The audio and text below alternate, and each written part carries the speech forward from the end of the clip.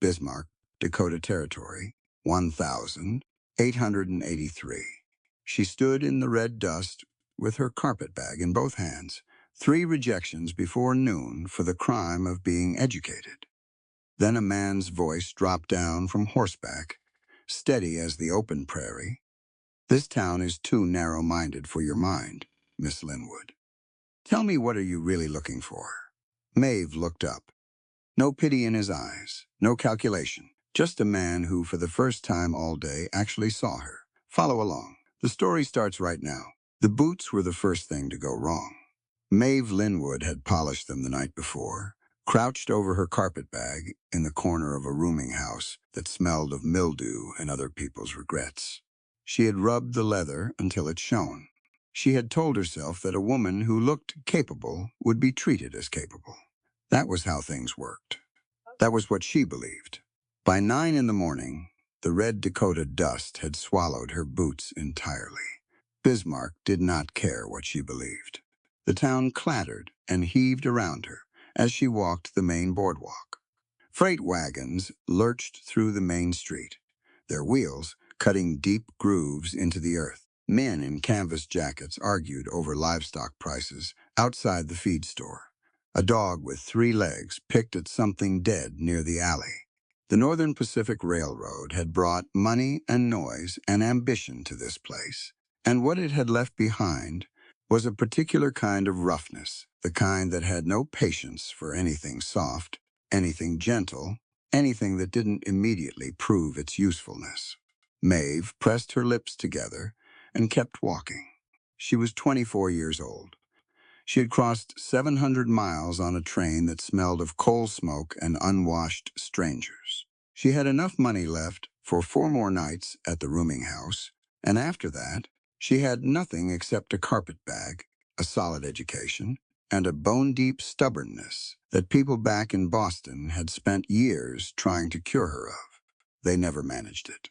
The livery stable was her first stop. Practical. Horses needed tending. Records needed keeping.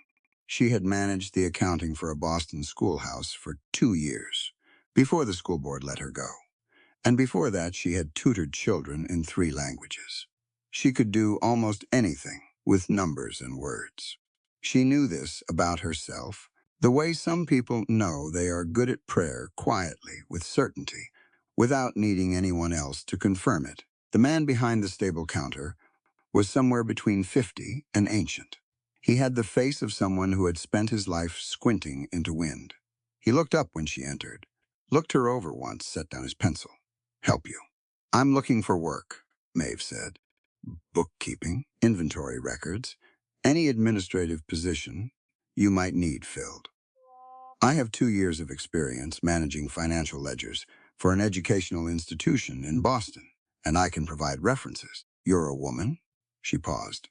Yes, stable's no place for a woman. I wouldn't be working with the horses. I'd be managing your accounts. He picked his pencil back up. No, just that. No explanation attached to it. No courtesy wrapped around it. Simply the word, flat as a stone dropped in dirt, and then he went back to whatever he'd been writing, and Maeve stood there for 3 full seconds before she understood that the conversation was over. She walked back out into the dust. She stood on the boardwalk for a moment and let the noise of the street wash over her. A woman across the way was beating a rug, hung over a fence railing, and each time the stick struck, a small cloud of dust rose and drifted south. Maeve watched this for a moment. Then she adjusted her grip on her carpetbag and turned toward the saloon. She had not expected to like the saloon. She did not like it. But a saloon needed someone to manage the books, count the cash, track what came in and what went out. She was not naive. She understood what kind of establishment it was. But she also understood hunger, and the rooming house was $4 a week. The saloon owner met her at the bar. He was a large man, broad through the shoulders, with a smile that went up on one side and didn't quite make it to his eyes. He listened to her for about 45 seconds. Then he looked at her the way a man looks at something he is calculating the price of. It was a slow look, deliberate, starting at her face and moving downward, Maeve had been looked at that way before. Once, twice, enough times that she recognized it immediately, the way you recognize a smell that once meant danger. Her spine went very straight. "We could find something for you here," the man said, still smiling. "Something suited to your particular qualities." "I'm applying for a bookkeeping position." "Sure you are." He leaned one elbow on the bar. "But a woman like you, nice-looking, educated our customers, would appreciate the conversation. A different kind of position." "Thank you," Maeve said, "for your time." She turned and walked out before he could say another word. She walked quickly, not quite running, her boots striking the boardwalk in short, hard beats. She made it to the alley between the saloon and the hardware store before she stopped and pressed her back against the wall and breathed in through the nose. Hold it. Out slowly. She had not come this far to fall apart in an alley. She had come this far because Boston had made it clear there was nothing left for her there. She had taught the children of Italian and Irish and Polish factory workers for 3 years. In a cramped classroom on the city's east side, she had fought to keep the school open when the building inspector came to shut it down over a cracked window. She had argued with the school board when they ruled that immigrant children couldn't receive the same materials as children from the wealthier districts, the same textbooks, the same supplies, the same right to a real education. The school board had let her go on a Thursday afternoon. Professional disagreement, they called it. Insubordination, they meant. She had packed her things over the weekend. She had looked at a map on Monday. By Tuesday, she was on a train heading west. Because if no one in Boston wanted a teacher who believed that every child deserved to learn, then she would find somewhere that did. Bismarck was not turning out to be that somewhere. She pushed off the wall, straightened her jacket, and walked to the mercantile. The mercantile owner was a thin man with careful eyes and a ledger open on the counter in front of him. He actually let her finish speaking. That felt like progress. He even nodded a few times while she described her experience, her education, her ability to manage inventory systems and identify discrepancies in financial records. When she finished, he looked at her for a long moment. "You went to school," he said. "Yes, 4 years of formal education and 2 years of in Boston." "That's right." He closed the ledger slowly, pressing both palms flat on the cover. "Here's my situation. I need someone reliable, steady, someone who shows up every day, does the work, doesn't argue about how things should be done differently." "I understand completely. A woman with your kind of education," he said. And there was something in his voice that was almost apologetic. Almost, "She's going to have opinions. She's going to see my prices, my records, my methods, and she's going to start telling me what I ought to change. She's going to want wages that reflect her education." He shook his head. "I need simple." "You're not simple." Maeve stared at him. "I'm being rejected," she said slowly, for knowing too much. He at least had the decency to look a little uncomfortable. "I'm being practical." "So am I," she said. "Good day." She walked out of the mercantile and into the full blaze of the midday sun. The street stretched out before her, loud and busy, and completely indifferent to her existence. She stood on the boardwalk and did not move. Around her, the town went about its business. Two men argued over a land deed outside the surveyor's office. A woman with a baby on her hip picked through bolts of cloth in a barrel outside the dry goods store. A freight driver cracked a whip over a team of oxen and shouted something profane at a wagon that had stopped in the middle of the road. 3 rejections before noon. Maeve set her carpetbag down on the boardwalk beside her feet. She looked up at the sky, which was pale blue and enormous, the kind of sky that makes you feel very small in a way that is either terrifying or clarifying, depending on what you're made of. She pressed her teeth together and refused to cry. Not here. Not in the middle of Bismarck's Main Street, with dust in her hair and $4 left to her name. She had too much pride for that, and she knew it, and she was not particularly ashamed of it. Pride was one of the few things that had traveled with her from Boston intact, And she was not about to leave it here in the Dakota dirt. She would think. She would be practical. The rooming house was paid through Sunday. She had until Sunday to find something. And if she didn't, she would think of something else. And she would keep thinking of something else until one of those somethings actually worked. That was all. That was the only plan available. She picked up her carpet bag. This town is too narrow-minded for your mind, Miss Linwood. The voice came from her left, from somewhere above her, and it carried the unhurried quality of a man who was accustomed to wide open spaces, a voice with room to breathe in it. She turned. He was on horseback, which explained the elevation. A big animal, dark bay, with a white blaze, and the man in the saddle sat the way people sit when they have spent so many years on a horse that they've stopped thinking about it. He was somewhere in his 30s, broad through the shoulders, with a jaw that suggested stubbornness and eyes that suggested something more complicated than that. A worn hat shaded most of his face. There was a scar at the collar of his shirt, just visible above the topmost button, pale against his sun-darkened skin, like a river on a map. He was watching her with an expression that was not pity. She was certain of this immediately, and the certainty of it loosened something in her chest that she hadn't realized had been pulled tight. "I'm sorry," she said. He tilted his head slightly. The horse shifted its weight and went still again.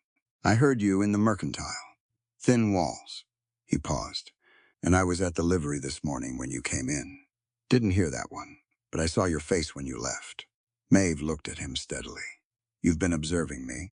"Not following you," he said with a calm that didn't sound like an excuse. "I had business at both places. You just happened to be there." He looked at her carpet bag, then at her boots, still faintly visible beneath the dust that had reclaimed them, then back at her face. "You came a long way. Boston. Long way," he said again, as if confirming his own assessment. Then, still with that same unhurried quality, he asked, "Tell me, what are you really looking for?" She almost gave him the practical answer. Work, income, stability. 4 walls, and a wage, and enough security to stop calculating how many days she had left before she had nothing. But the question had been phrased differently than that. Not what do you need, what are you really looking for? And something about the way he asked it, simply, directly, without condescension, made her answer him honestly. "A place that considers a woman's education an asset," she said, instead of a threat. "A position that allows me to actually use what I know. Work that is worth doing." She stopped. "That's what I'm looking for." He nodded, as though this was a reasonable thing to be looking for, and not, apparently, the impossible thing Bismarck had been suggesting all morning. "My name is Gideon Calloway," he said. "I own Red Cedar Ranch, about 12 miles east of town.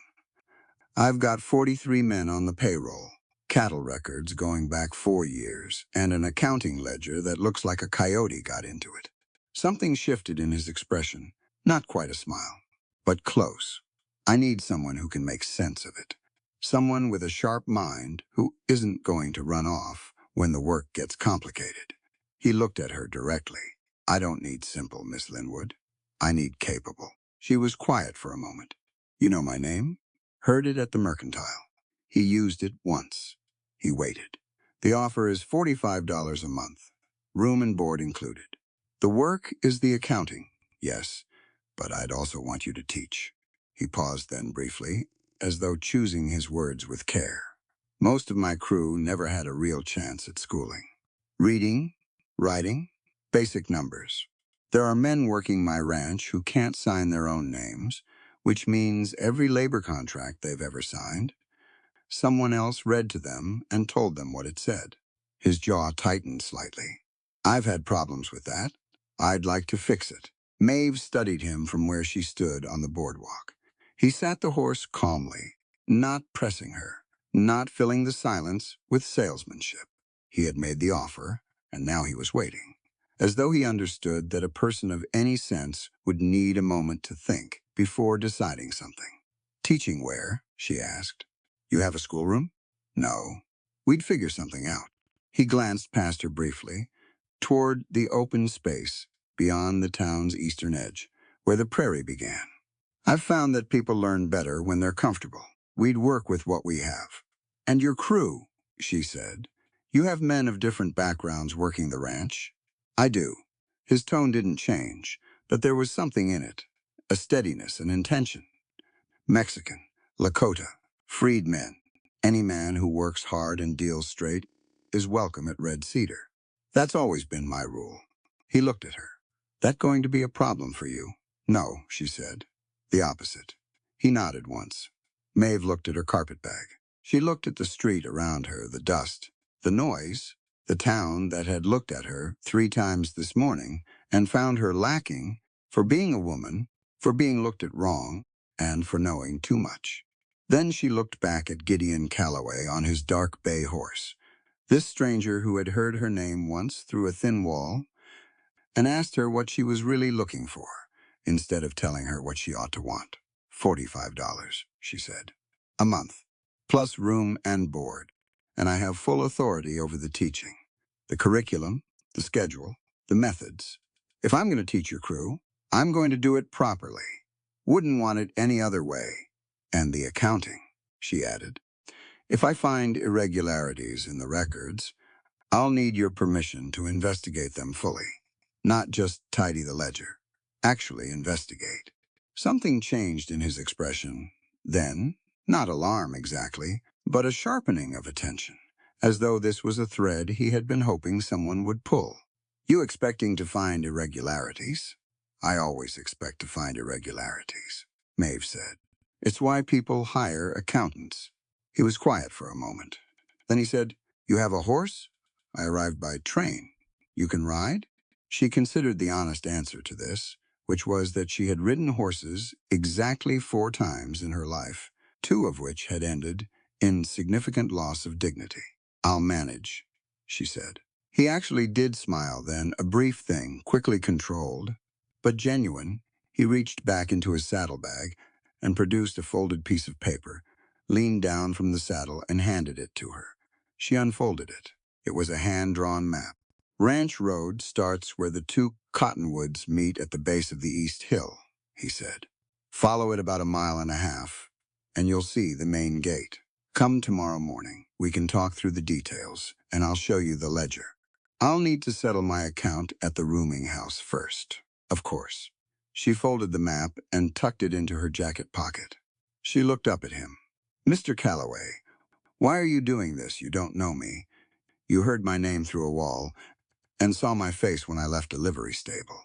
He considered this for a moment, and she got the sense that he was a man who did not give empty answers, who would rather be quiet than dishonest. Because I built something at Red Cedar that I believe in, he said finally, and I've been looking for the right person to help me run it right, someone with a mind and the spine to use it. He looked at her steadily. I watched this town dismiss you 3 times today for reasons that had nothing to do with your ability. That tells me something about the town. It also tells me something about you. He picked up his reins. Tomorrow morning, Miss Linwood, if you decide you're interested. He turned the horse and moved off down the street, unhurried, the bay's hooves raising small puffs of that omnipresent red dust. Maeve stood on the boardwalk and watched him go. Around her, Bismarck continued its indifferent business. The woman with the baby had moved on from the dry goods barrel. The freight driver had cleared the oxen out of the road. A new argument had broken out somewhere down the block, 2 men and a disagreement about a fence line. She looked down at the map in her hand. Neat lines, clear markings. The ranch road, starting at 2 cottonwood trees at the base of a hill. She thought about the mercantile owner saying she was not simple.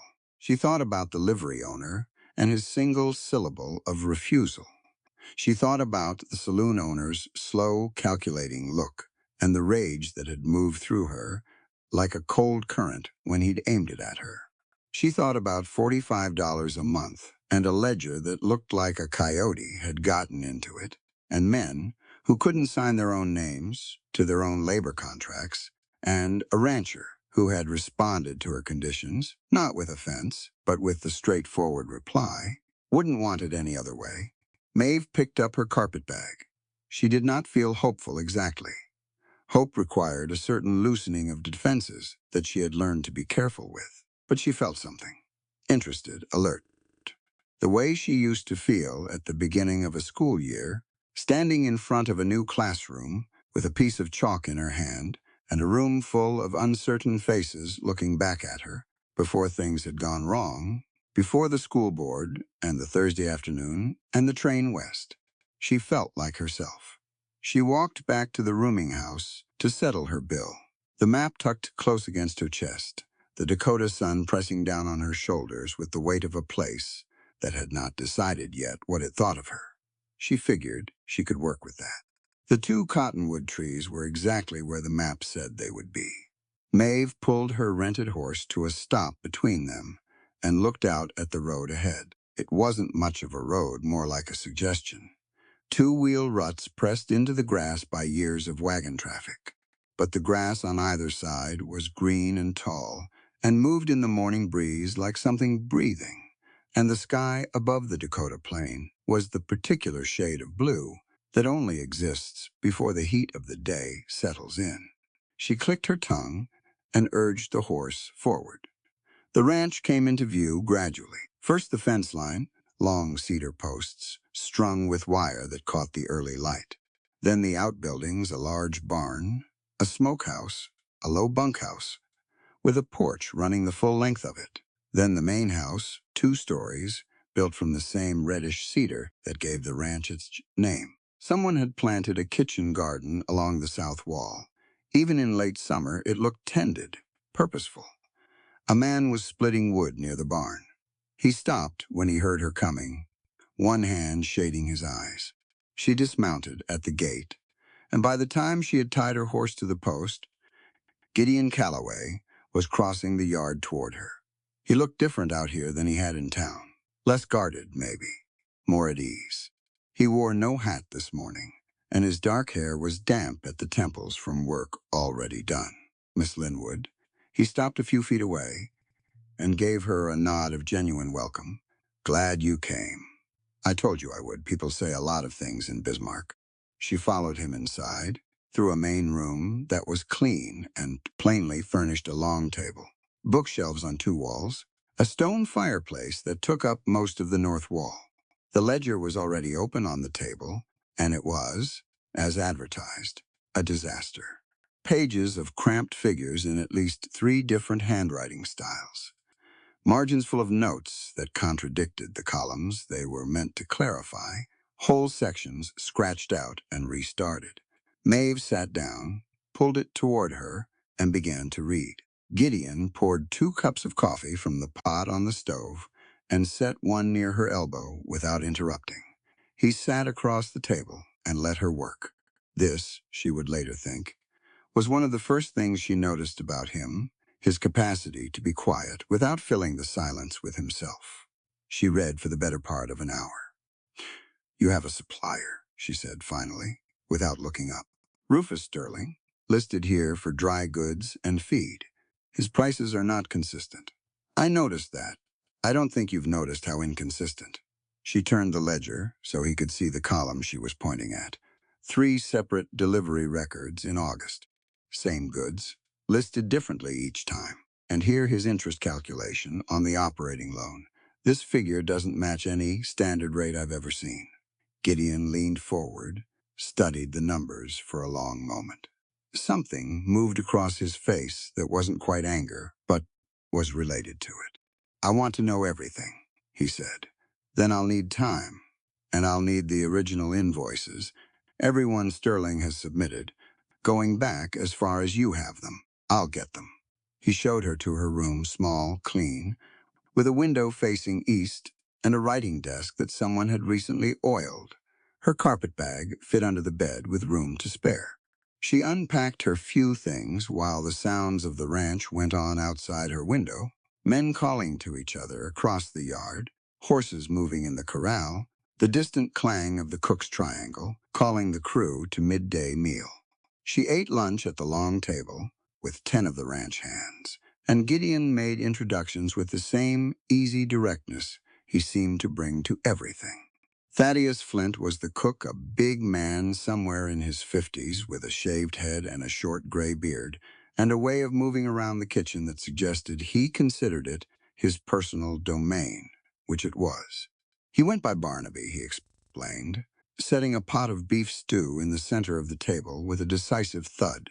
His mother had called him Thaddeus, and before her he'd never had occasion to correct the name. "But if you call me Thaddeus," he said, looking at Maeve with a cheerful severity, "I'll put less salt in your food." "Barnaby," she said immediately. He approved. Mateo was younger, mid-20s, with quick hands and a precise way of speaking English that suggested. It was his second language, and he had worked hard at it. He managed the horse training, Gideon said. Joseph was Lakota, quieter than the others, with a stillness about him that felt less like shyness and more like deliberate economy of movement and word. He was the best tracker the ranch had, according to Gideon, and was given the information without fanfare, stated as fact. Maeve noted how Gideon introduced these men. Not as ranch hands who happened to also be Mexican or Lakota or black, but simply as men with skills and names and specific things they were good at. The identities were there, acknowledged, not hidden, but they weren't the headline either. She filed this away. That evening, after supper, Gideon found her on the porch, where she had been watching the sun go down behind the western tree line. "I'd like to start the lesson soon," he said. "If you're ready." "I was ready before I arrived." "When were you thinking?" "Evenings work best. The men are done with their work. There's no rush." "I was thinking by the campfire." He looked at her. "Most of the men aren't going to be easy about this. Some of them have been told their whole lives that learning isn't for them. Some of them have been told worse." "I know," she said. "Leave that part to me." The first lesson was 3 nights later. Gideon had asked, not ordered. He had gone to each man individually and said there was an opportunity, said it was entirely their choice, said he would be there himself. This mattered more than he perhaps knew, that it came as an invitation rather than a requirement, that the boss was not standing over them, but sitting beside them. 7 men came the first night. They settled around the fire with the cautious arrangement of people who aren't entirely sure they belong somewhere. Barnaby came and sat on a log with his arms crossed, watching Maeve with an expression of polite skepticism that she recognized as earned rather than hostile. Mateo sat close to the fire, leaning forward with his elbows on his knees. Joseph was slightly apart from the others, as he often was, but he was there. Maeve stood with her back to the fire so the light fell on the faces in front of her, rather than her own. She had taught in a proper classroom for 3 years. She had taught in a church basement and in a cramped tenement stairwell, and once, memorably, on the steps of a courthouse while a legal proceeding went on inside. That concerned her students' school directly. A campfire was fine. She did not start with the alphabet. She started with a question. "Has anyone here ever signed a contract?" Silence. Then a few slow nods. A couple of the men exchanged looks. "When you signed it, did someone read it to you first? Or did you sign your name or your mark because the other person said it was standard, said it was what everybody signed, said you could trust them?" More silence. A different kind this time. One of the older hands, a weathered man named Colm, who had been with the ranch 4 years, looked at his boots. "Once signed something I wasn't told the full truth about," he said quietly. "Cost me 6 months of wages." Others nodded. Maeve let that sit for a moment. "Here is what I want every person at this fire to understand," she said. "Reading is not a luxury. Writing is not a decoration. They are tools, the same as a rope or a branding iron, except they protect you in ways that tools made of iron cannot." She paused. "A man who can read his own contract cannot be lied to about what it says. A man who can write his name, his real name, his full name, in his own hand has put himself on record as a person with a legal identity that belongs to him and no one else." She looked around the fire, at Mateo, who was listening with absolute attention, at Joseph, who had not moved, at Barnaby, whose crossed arms had loosened slightly. Knowledge has no skin color, she said. It doesn't care where you were born, what language your mother spoke, what church you attend or don't attend. Every human being is born with the right to read, write, and sign their own labor contract, so no one can ever steal their dignity. The fire crackled. An ember snapped loose and drifted up into the dark. That's why we're here, she said. Not because you're lacking something, because you deserve every tool available to you. Colm looked up from his boots. Barnaby uncrossed his arms. She pulled out the charcoal sticks she had brought from town and the flat pieces of bark she had asked Gideon to have cut that afternoon smooth on one side, light-colored, sized roughly like a sheet of paper. We start with names, she said. Your own name. Tonight, everyone here is going to write it. What followed was not graceful. A cowboy's hands are built for grip and strength and the precise tension required to handle rope and rein, not for the delicate pressure of writing. The first attempts were large and shaky and bore almost no resemblance to letters. Mateo's M sprawled across the entire piece of bark. Colm pressed so hard his charcoal snapped. But they kept trying. Gideon sat on a log to Maeve's left. He had his own piece of bark, his own charcoal. He wrote his name with the rest of them, not demonstrating, just participating, and she noticed that he did not position himself as the educated man supervising the less fortunate, but simply as another person at the fire working on something. An hour in, Joseph held up his piece of bark. He had written his name in careful, deliberate strokes, each letter touching but distinct. He looked at it for a long moment. Then he set it down on his knee and looked into the fire. He didn't say anything. He didn't need to.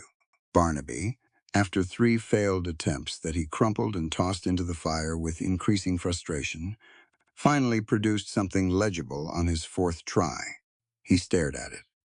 Then he looked at Maeve. That's my name, he said, as if confirming something to himself.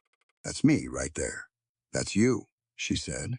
He set the bark down carefully on the log beside him, as though it might break. Gideon walked her back to the main house when the fire burned low, and the men began drifting to the bunkhouse. That went better than I thought, he said. It went about as I expected.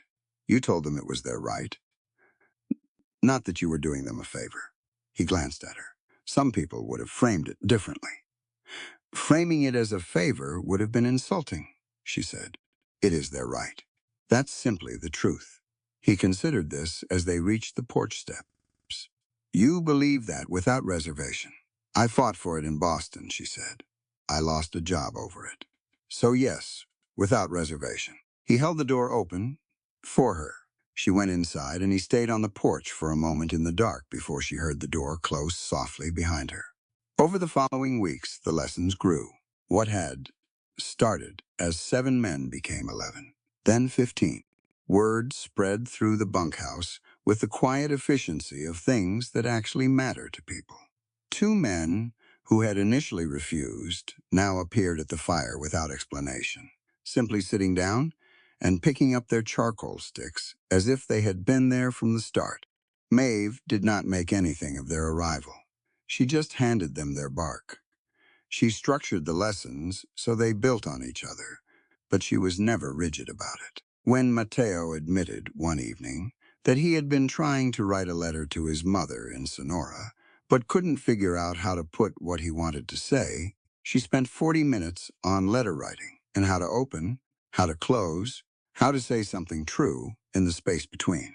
3 other men sat around listening and found their own reasons to care. When Colm couldn't get the numbers to stay straight in his head, she used cattle counts as the practice problems. If a herd of 63 head lost 4 to illness and gained 12 from trade, what was the new count? This was not abstract. This was his workday. The numbers started staying. Gideon was at every session. Sometimes he sat and worked alongside the men. Sometimes he stood at the edge of the firelight and watched, and she could feel his attention even when she wasn't looking at him, steady and serious, and something else she hadn't put a name to yet. One night after the others had gone, he stayed. He picked up a piece of bark and charcoal and sat turning them over in his hands. I can read, he said. I want to be clear about that. I'm not staying because I need the lesson. I know why you're staying, she said, gathering up the unused bark pieces into a neat stack. He looked up. You're making sure it's real, she said, that someone isn't going to take it away from them tomorrow, that it isn't temporary. She looked at him. You've seen things taken away. He was quiet for a long moment. The fire had burned down to coals, red and slow. Yes, he said. She didn't push further. The answer was complete. She walked back inside with the bark under her arm and the night air cool against her face. And she thought that whatever this place was, whatever Red Cedar Ranch was, and was becoming it, was the closest thing she had found to what she'd been looking for. Before, Bismarck had told her 3 times in one morning that she wasn't wanted. She thought it might be worth staying to find out what it could grow into. She was fairly sure she'd been right about that. From the moment he'd asked her what she was really looking for. She just wasn't ready to say so yet. The invoices filled an entire wooden crate. Maeve dragged it out from the back of the ranch's storage room on a Tuesday morning, hauled it to the main table, and began sorting. Gideon had found every piece of paper going back 4 years' delivery receipts, supply orders, handwritten billing notes from Sterling's bank, quarterly statements on the operating loan. Some of it was water damaged. Some of it was faded. Some of it had been filed with the particular organizational philosophy of someone who had never expected anyone to look twice at it. That was the part that interested her. She worked through the morning and into the afternoon, building piles. Receipts for dry goods in one column, feed and livestock supplies in another, banking documents in a third.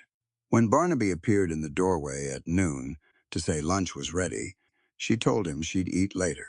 He brought her a plate anyway and set it beside the ledger without comment. She ate without tasting it and kept working. By 3 in the afternoon, she had found what she was looking for. The first discrepancy was in August of the previous year. Sterling had submitted an invoice for 120 pounds of flour at a rate that was 40% above the standard market price. This alone might have been explainable supply disruptions, transportation costs, the general volatility of frontier commerce. But the same invoice appeared twice in the records, billed on different dates 2 weeks apart. 2 separate payments had been made. The same delivery charged twice. She set that aside and kept going.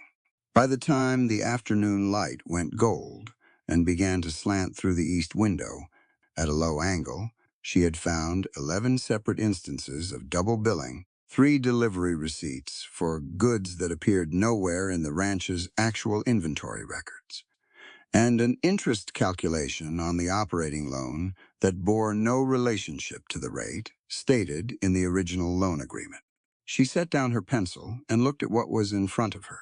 Rufus Sterling was not careless or disorganized. The opposite, the irregularities were too consistent, too specific, too carefully distributed across multiple record categories to be mistakes. Someone had done this deliberately.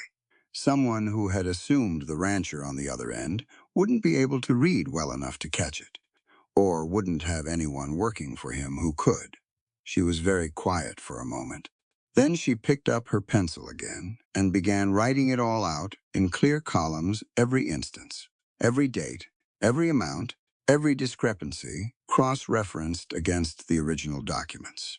She worked carefully because she wanted it to be perfect. She wanted it to be the kind of evidence that couldn't be argued with, not because of anger, but because the truth should be presented with enough precision that no one can look away from it. Gideon found her there 2 hours later. He came in from an evening ride, still in his riding jacket, and stopped in the doorway of the main room. She had lit the oil lamp on the table because the daylight was gone, and the circle of yellow light fell across the spread of documents and her handwritten summary pages, with a warmth that made the room look more like a library than a ranch house. He crossed to the table. She pushed the summary page toward him. He read it standing up and she watched his face as he read. He was not an expressive man, she had gathered this quickly, but she could see the controlled nature of his reaction, the way his jaw set and his breathing became slightly more deliberate. He set the page down. "How confident are you?" he asked. "Completely?" She pointed to the stacked original documents. "Every figure I've listed has a primary source. The double billings are documented with duplicate receipt numbers. The interest fraud is provable by comparing the loan agreement to every quarterly statement. I haven't included anything I can't back up with paper. Sterling's been bleeding this ranch for 4 years, at minimum. I only have records going back 4 years." She paused. "There may be more before that." Gideon pulled out a chair and sat down across from her. He looked at the papers for a long moment. Then he looked at her. "How did no one catch this?" "Because numbers look authoritative even when they're wrong," she said. Most people see a column of figures with a total at the bottom and assume the person who wrote it understood what they were doing. They trust the form." She gestured at the documents. Sterling counted on that. He used the assumption that a rancher in the Dakota Territory was too busy or too limited in his education to look closely. Gideon was quiet. "He was wrong," she said. That got a small, dry sound from him that wasn't quite a laugh, but was related to one. They worked through the implications together. How much the ranch had been overcharged, the total loan interest overpaid, what a legal challenge would require. Maeve wrote figures. Gideon asked questions that were better than she'd expected, sharp and practical, and the conversation moved between accounting and strategy and back again, with a efficiency that she found, quietly, satisfying. He did not pretend to understand things he didn't. He also didn't pretend not to understand things he did. It was late by the time they had gone through everything. The ranch was silent around them. Outside, the prairie wind moved through the grass with a sound like distant water. Gideon got up and added a piece of wood to the fireplace, and the room brightened for a moment before settling. He poured 2 cups of coffee and set one beside her stack of papers. He didn't sit back down immediately. He stood at the fireplace with his cup, looking into the fire. She straightened her papers into a neat pile and let the silence breathe. "You were a schoolteacher in Boston," he said. Not a question. He'd gathered pieces of this from conversations over the past weeks. "For 3 years," she said. "East Side children. Factory workers' families, Italian, Irish, Polish. Some of them were 10 years old and already working 12-hour days in the mills. They came to school exhausted." She wrapped both hands around her coffee cup. "They still came. Why did you leave?" She told him the shortened version first, the school board, the ruling about supplies, the Thursday afternoon. Then she told him the longer version, because he asked one more question that made the longer version necessary, and because there was something about sitting across from someone at an oil lamp in a quiet house at night that made the truth easier to say out loud. She told him about the day the building inspector came, about the look on her students' faces when they thought the school was closing. Not surprise, exactly, because children from that part of Boston were already accustomed to things being taken from them, but a specific resignation that she had found unbearable. She had argued with the inspector for 2 hours on those steps and bought them enough time to get the window fixed. She told him about the school board meeting, where she had stood up and said that providing inferior materials to immigrant children was not a policy disagreement, but a moral failure. And the room had gone very cold, and she had known, even as she was saying it, that she was making an enemy of every person in that room. "I don't regret saying it," she said. "I just wish it had changed something faster." Gideon had sat back down at some point during this. He was listening with the full attention she had noticed before, the kind that meant he was actually processing what she said rather than waiting for her to finish so he could speak. "You came west," he said. "The map was large. I picked a direction that seemed like it might have space in it." She looked at him. "Did it ever occur to you to go somewhere else after the war?"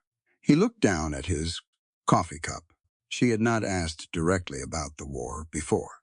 She had seen the scar above his collar on several occasions now, glimpsed it when he was working without his jacket on warm afternoons. She had not commented on it. It was not her information to ask after. But they had passed some line tonight, she thought. Something about sitting with a person's numbers, long enough that you start to understand how they built something, what it cost them, what they were protecting. I thought about it, he said, after Appomattox. I was a scout through most of it, which means I spent 3 years knowing where the worst of it was going to happen before it happened. He paused. I spent a long time after the war trying to sleep through a full night. Didn't manage it for about 2 years. She waited. He set his cup down on the table and reached up and began unbuttoning the top 2 buttons of his shirt. He did it matter-of-factly, without drama, the way someone would show you a map or a document here. This is the information.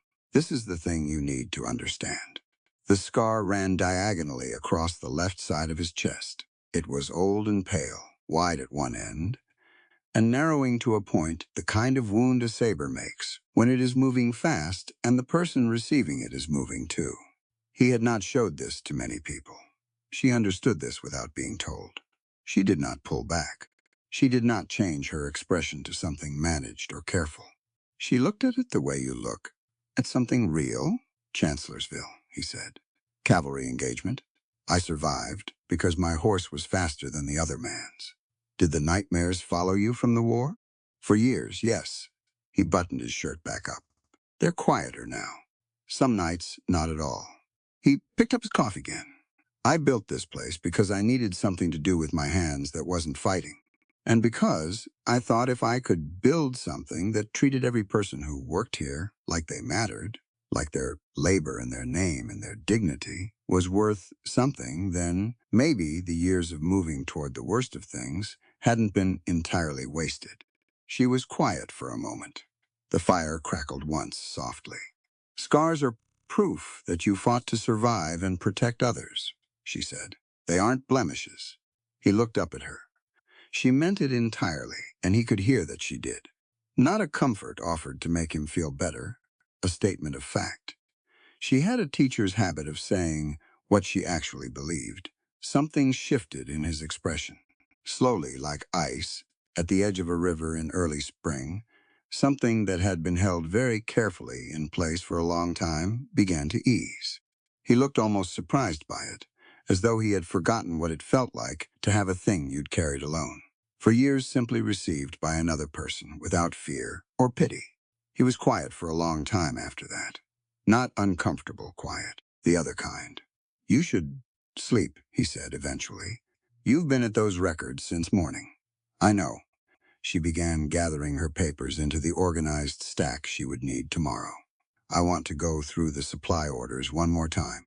I think there may be another layer to this. The records for the water rights on the east pasture are missing entirely, and that seems deliberate. He stiffened slightly. Just a fraction. Sterling's been asking about those water rights for 2 years. She looked at him. Why? The Northern Pacific needs a reliable water source for the rail expansion east of Bismarck. He paused. The only significant underground source in this area runs under Red Cedar's east pasture. She set her papers down again. So he's not just overcharging you, she said. He's trying to break us financially so the bank can foreclose, Gideon said. And then Sterling's bank acquires the land. The water rights go with it, and he sells access to the railroad. She looked at the stacked documents, 4 years of carefully constructed fraud laid out in neat columns, under an oil lamp in a quiet ranch house. Then we need to move faster than he expects, she said. Gideon looked at her across the table. It had come out naturally. She noticed it a half-second after he did. I mean, the ranch, she said. I know what you meant. He didn't look away. I'm glad you said it. She picked up her papers again and tapped them into a straight stack. She set them beside the lamp, where she would find them. In the morning, she stood up. Good night, Mr. Calloway. Good night, Miss Linwood. She crossed to the hallway. At the doorway, she paused, with her hand on the frame, not quite turning back. The nightmares, she said. When they come, what helps? He thought about it. Working, he said. Knowing what I built is still standing when the sun comes up. She nodded once. Then she went down the hallway to her room, and the ranch was quiet around her, and through the east window she could see the edge of the sky beginning to lose its deepest dark. She lay down on her narrow bed and thought about fraud and water rights and a saber scar on a man who had built something worth protecting. She thought about a campfire and Barnaby holding a piece of bark with his name on it as though it were something breakable. She thought about what it meant to find a place where your knowledge was an asset and not a threat. Then she closed her eyes, and for the first time since she had left Boston, she slept without dreaming of anything she had lost. The table arrived on a Thursday. Gideon had spent 3 weeks on it. Evenings mostly in the back of the barn where he had set up a workbench, coming in after supper and working by lantern light, until Maeve could hear the faint rasp of the plane against cedar from her window. She had not asked what he was building. It seemed like something a person ought to be allowed to finish before being asked about it. When it was done, it took 6 men to carry it through the front door of the main house. It was enormous. Round, built from the same red cedar as the ranch itself, sanded until the grain showed through like rivers on a map. It seated 12 comfortably, and more if people were willing to sit close. There was no head to it. No end. No place where a chair sat higher or further from the center than any other chair. Barnaby walked around it twice when they set it in place. "That's a statement," he said. "It's a table," Gideon said. "It's a statement," Barnaby said again, and went back to the kitchen. That evening they ate around it for the first time: Gideon, Maeve, Barnaby, Mateo, Joseph, and 4 of the senior hands.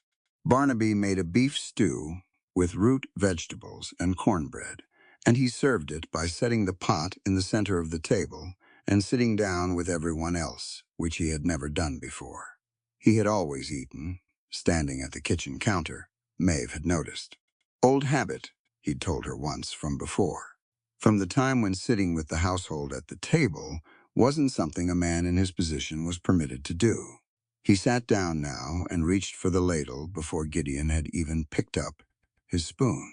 Nobody said a word about it. They just ate. The stew was very good. Maeve looked around the table at the assembled faces, weathered and young and old, dark and light, speaking English with 4 different accents, and thought about what it had cost each of them to be in this room, sitting at this table, eating the same food from the same pot. It hadn't cost them anything tonight, but it had cost them in other places, in other years, in ways that left marks that didn't show the same as scars. "Same stew," Joseph said quietly at some point during the meal. He was looking at his bowl. Same table, same chair. Nobody made a speech about it. They didn't need to. The next morning, Maeve finished her second full review of the financial records and sat back in her chair with a complete picture in front of her for the first time. Sterling had overcharged the ranch by a total of $840 over 4 years. The fraudulent interest calculations had added another $260 on top of that. The missing water rights documentation was a separate issue, but connected without those records. The ranch had no legal proof of the claim that would hold up against a bank-initiated foreclosure proceeding. She had written it all out in a 12-page document with cross-references on every page. She had written it clearly enough that a person with a 6th-grade education could follow the logic from the first number to the last. She was explaining the summary to Gideon when they heard the horse in the yard. Gideon went to the window. He went very still. "Sterling," he said. Rufus Sterling rode well, which seemed unfair, given everything else about him. He was a compact man in his 50s, expensively dressed for Bismarck, a good wool coat, a watch chain that caught the light, boots that had never seen a full day's outdoor work. He had the face of a man who had spent his entire life being agreed with, and who had developed the particular impatience of someone for whom obstacles were a personal insult. He dismounted in the yard and came to the door without knocking. Gideon opened it before he could. Sterling took in the room the round table, the documents spread across it, Maeve sitting behind them with a single efficient scan. His eyes lingered on Maeve with the dismissive assessment of a man who has decided a woman's presence in a business setting is either decorative or irrelevant. Calloway. He nodded. Not warmly. I've come about the cattle valuation. Come in, Gideon said. Sterling stepped inside. He named a price for the cattle significantly below the market rate. Maeve had researched and began explaining why the market was soft, why the railroad buyers were cautious this season, why Gideon should consider himself fortunate to get what Sterling was offering. From the doorway behind Sterling, Mateo and Joseph appeared. They had been working near the barn and had apparently heard the horse. They stood quietly, not intervening, just present. Sterling turned to look at them. What came out of his mouth then was a short sentence. 2 words about Mateo's background and one about Joseph's. The words were old and ugly, and designed to reduce a person to the thing the speaker hated about them, rather than the full human being they were. The room went quiet. Mateo's jaw tightened. Joseph's expression didn't change, but something in his posture did a stillness that was different from his usual stillness, more deliberate, more controlled, the kind of controlled that takes real effort. Gideon took one step towards Sterling. Just one. His voice was very even. You will not speak to my men that way in my house or on my land. That's a standing rule here, and it applies to everyone without exception. Say it again, and this conversation ends. Sterling looked at him with the slight surprise of a man who expected accommodation and received refusal instead. Business is business, Calloway. That's my answer, Gideon said. Sterling turned back to the business of the cattle pricing, apparently deciding to file the interruption away for later. He was running through his reasoning on the valuation again when Maeve stood up. She did not raise her voice. She had learned years ago in school board meetings and building inspections that a raised voice gives the other person something to dismiss. Calm is harder to argue with, Mr. Sterling, she said. He turned to her with the expression of a man performing patience. She turned her summary document so it faced him and slid it across the round table. I've completed a full audit of Red Cedar Ranch's financial records, she said, including every invoice your office has submitted over the past 4 years. I've documented $840 in supply overcharges, with duplicate billing records to support each instance. She pointed to the relevant section. I've also documented $260 in fraudulent interest calculations on the operating loan, which I can demonstrate by comparing your quarterly statements against the rate specified in the original loan agreement. She let him look at the page. His eyes moved across it quickly, then came back and moved across it more slowly. The numbers are cross-referenced, she said. Every figure has a primary source document in this stack. Nothing I've written is an estimate. Sterling looked up at her. And who exactly are you, he said. I manage the financial records for this ranch, she said. My name is Maeve Linwood. I have 4 years of accounting experience, and I trained in Boston. She paused. The mathematical proof in front of you is accurate.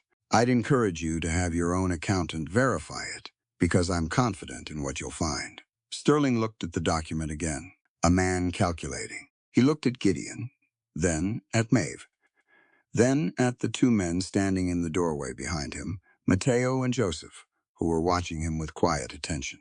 He looked at the round table with its complete absence of hierarchy and the chair at it, where Barnaby had set a coffee cup that morning, and left it there.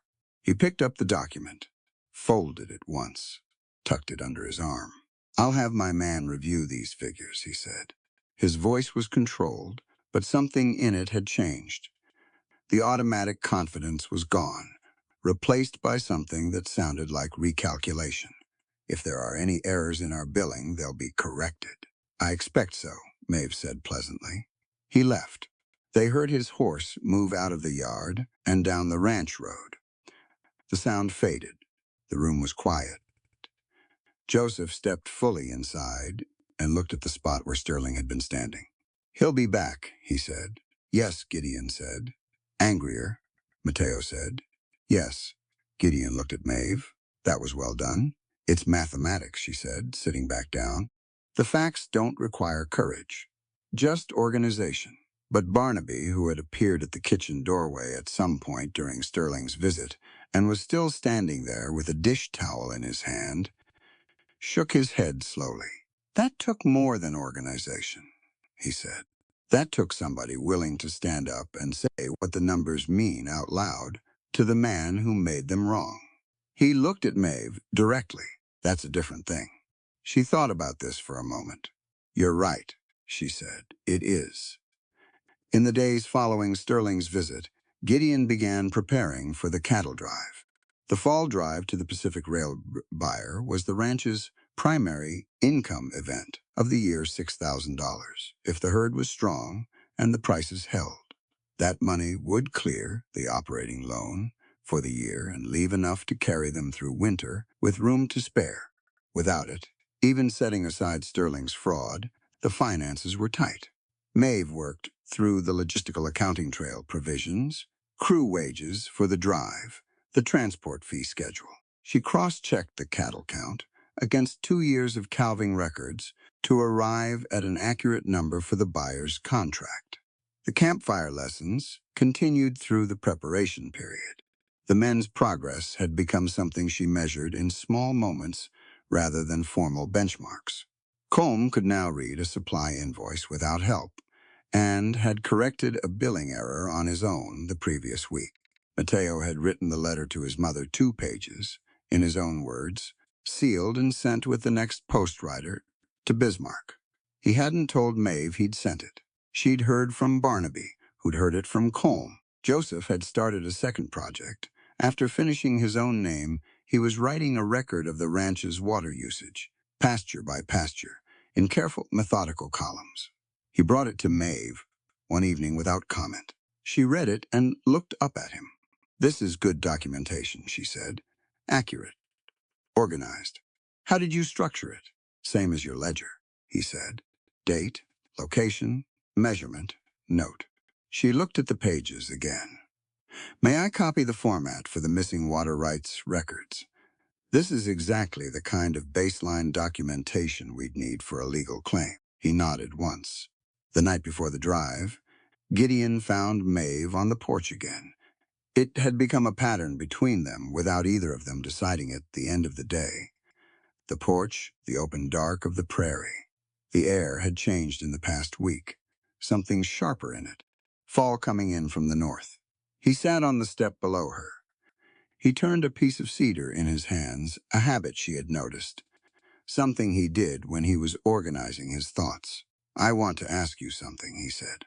"All right, the water rights records," he said. "The missing ones. I think Sterling has the originals. I think they were taken when he did the original loan survey. If something happens on the drive, if I can't—" He stopped, started over. "I want you to have access to everything. The safe, the journal, the documents. If Sterling moves while we're on the trail, you need to be able to act without waiting for me." She was quiet for a moment. "You're worried about the drive. I'm worried about Sterling," he said, which was not quite the same thing, and they both knew it. He went inside and came back with a key on a leather cord and a worn journal, dark cover, pages thick with years of writing. He held them out. She took the key first. It was small and heavy. She looked at it in her palm. "Gideon," she said. It was the first time she had used his given name. She felt him register it, a small shift in the air between them. "What's in the journal?" "Everything worth knowing about this ranch," he said, "and some things that aren't about the ranch at all." She closed her hand around the key. He looked at her. The lamp from inside the house came through the window and lit the side of her face, and the night air was cold now, and the first thing that might have been sleet or might have been rain tapped once against the porch railing. He reached out and took her hand in both of his, briefly, firmly, the grip of a man saying something he doesn't have cleaner words for. Then he let go. "Come back," she said. It came out quieter than she intended. "Planning on it," he said. He kissed her. It was fast and fierce and completely certain, the kind of certainty that has been building for weeks and doesn't waste time apologizing for itself when it finally arrives. Her hand was still closed around the key. Snow began to fall, the first of the season, thin and light, drifting through the lantern light like something the dark had decided to let go of. He stepped back, picked up his hat from the railing, settled it on his head. "Tomorrow morning," he said. She nodded. He walked to the barn, and she stood on the porch with his journal pressed against her chest and the key in her palm, and the snow coming down around her in the lamplight. And she stayed there until the cold finally drove her inside. The crew left before dawn. 14 men, 263 head of cattle, 3 supply wagons, and 1 trail boss on a dark bay horse, who did not look back when they passed through the main gate. Maeve stood at the fence and watched until the dust and the sound of the herd faded south, and there was nothing left but the empty road and the tire tracks of the wagons pressed into the mud. Then she went inside and opened the safe. She needed to understand everything it contained before Sterling decided to move. She had given herself that morning to catalog it, the afternoon to follow up on the water rights angle with the documents Joseph had helped her reconstruct, and the evening to write a letter to a federal land office in Yankton that Gideon had mentioned once in passing as potentially relevant to the water rights claim. The safe held 6 items: the original land deed for Red Cedar, the operating loan agreement, a packet of old correspondence, a land survey from 1879, a sealed envelope with her name on it, in handwriting she hadn't seen before, and a small leather pouch of coins she set aside without counting. She opened the survey first. It was detailed grid lines, elevation markers, and along the eastern boundary, a notation in small neat script: underground water source confirmed, depth approx. 40 feet, flow rate sufficient for industrial use. She read this twice. Then she sat back and looked at the ceiling. Sterling didn't want the land. He wanted that notation. 40 feet down, a water source that the Northern Pacific Railroad could use to push its expansion east. And the only thing between Sterling's bank and that water source was a deed that belonged to Gideon Calloway. She wrote 4 letters that day. 1 to the Yankton Land Office, 1 to a lawyer in Bismarck, whose name appeared in Gideon's correspondence as someone he'd consulted 3 years earlier, 1 to the Northern Pacific Railroad's regional office, requesting confirmation of any land or water acquisition agreements that might involve property adjacent to Bismarck, and 1 to the Federal Marshal's office, detailing Sterling's financial fraud in full, with her summary document enclosed as evidence. She sealed them all and gave them to the postwriter herself, standing in the road to flag him down so he wouldn't pass the gate. The ranch was different without the full crew. Queeter, Barnaby, Joseph, and 2 younger hands named Pete and Davis had stayed behind. The bunkhouse had a hollow sound to it in the evenings. On the 4th night of the drive, Joseph came to the main house after supper and sat across the round table from Maeve with his water usage records in front of him. "I want to understand something," he said. "Go ahead. The water rights. If Sterling's bank forecloses, walks in with a court order, and takes the land, the deed changes hands. And with the deed goes the survey." "Yes," she said. "And the survey notation."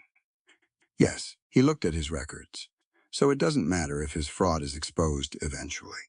If the foreclosure happens first, the legal dispute happens after. And during that time, the land is in his control, and he can act on the water source. That's the sequence he's counting on," she said. "Speed. If he moves fast enough, the legal process becomes something we're doing to recover what we've already lost, rather than something we're doing to prevent the loss." Joseph was quiet for a moment, working through the logic the way she'd watched him work through arithmetic problems carefully, without rushing, wanting to understand the structure rather than just the answer. "So we have to move first," he said. "We have to be ready to move the moment he does." She tapped the letter copies she had made. I've filed documentation with 4 separate offices. Any one of them creates a paper trail that complicates Sterling's timeline. All 4 together means he can't move quickly without those offices taking notice. Joseph looked at the letter copies. That's the same as what you taught us, he said slowly. She looked at him. A man who can write his name can put himself on record, he said. You can't be invisible to a legal process if you're written into it. He looked up. You wrote Red Cedar into 4 legal records today. She hadn't thought of it in exactly those terms. But he was right. Yes, she said. That's exactly what I did. He nodded, as though this confirmed something he had suspected about the relationship between literacy and power, something he had been turning over since the first campfire lesson. The days passed in their new rhythm. Barnaby ran the kitchen with the focused energy of someone who found comfort in feeding people. And the meals he produced for 5 were the same quality as the meals he produced for 20. He had started teaching Pete basic cooking skills in the evenings, with the calm authority of someone passing on something important rather than simply filling time. Maeve continued the lessons with Pete and Davis, who were young enough that they learned quickly and old enough to understand why it mattered. Davis could now write a full paragraph by the 8th day.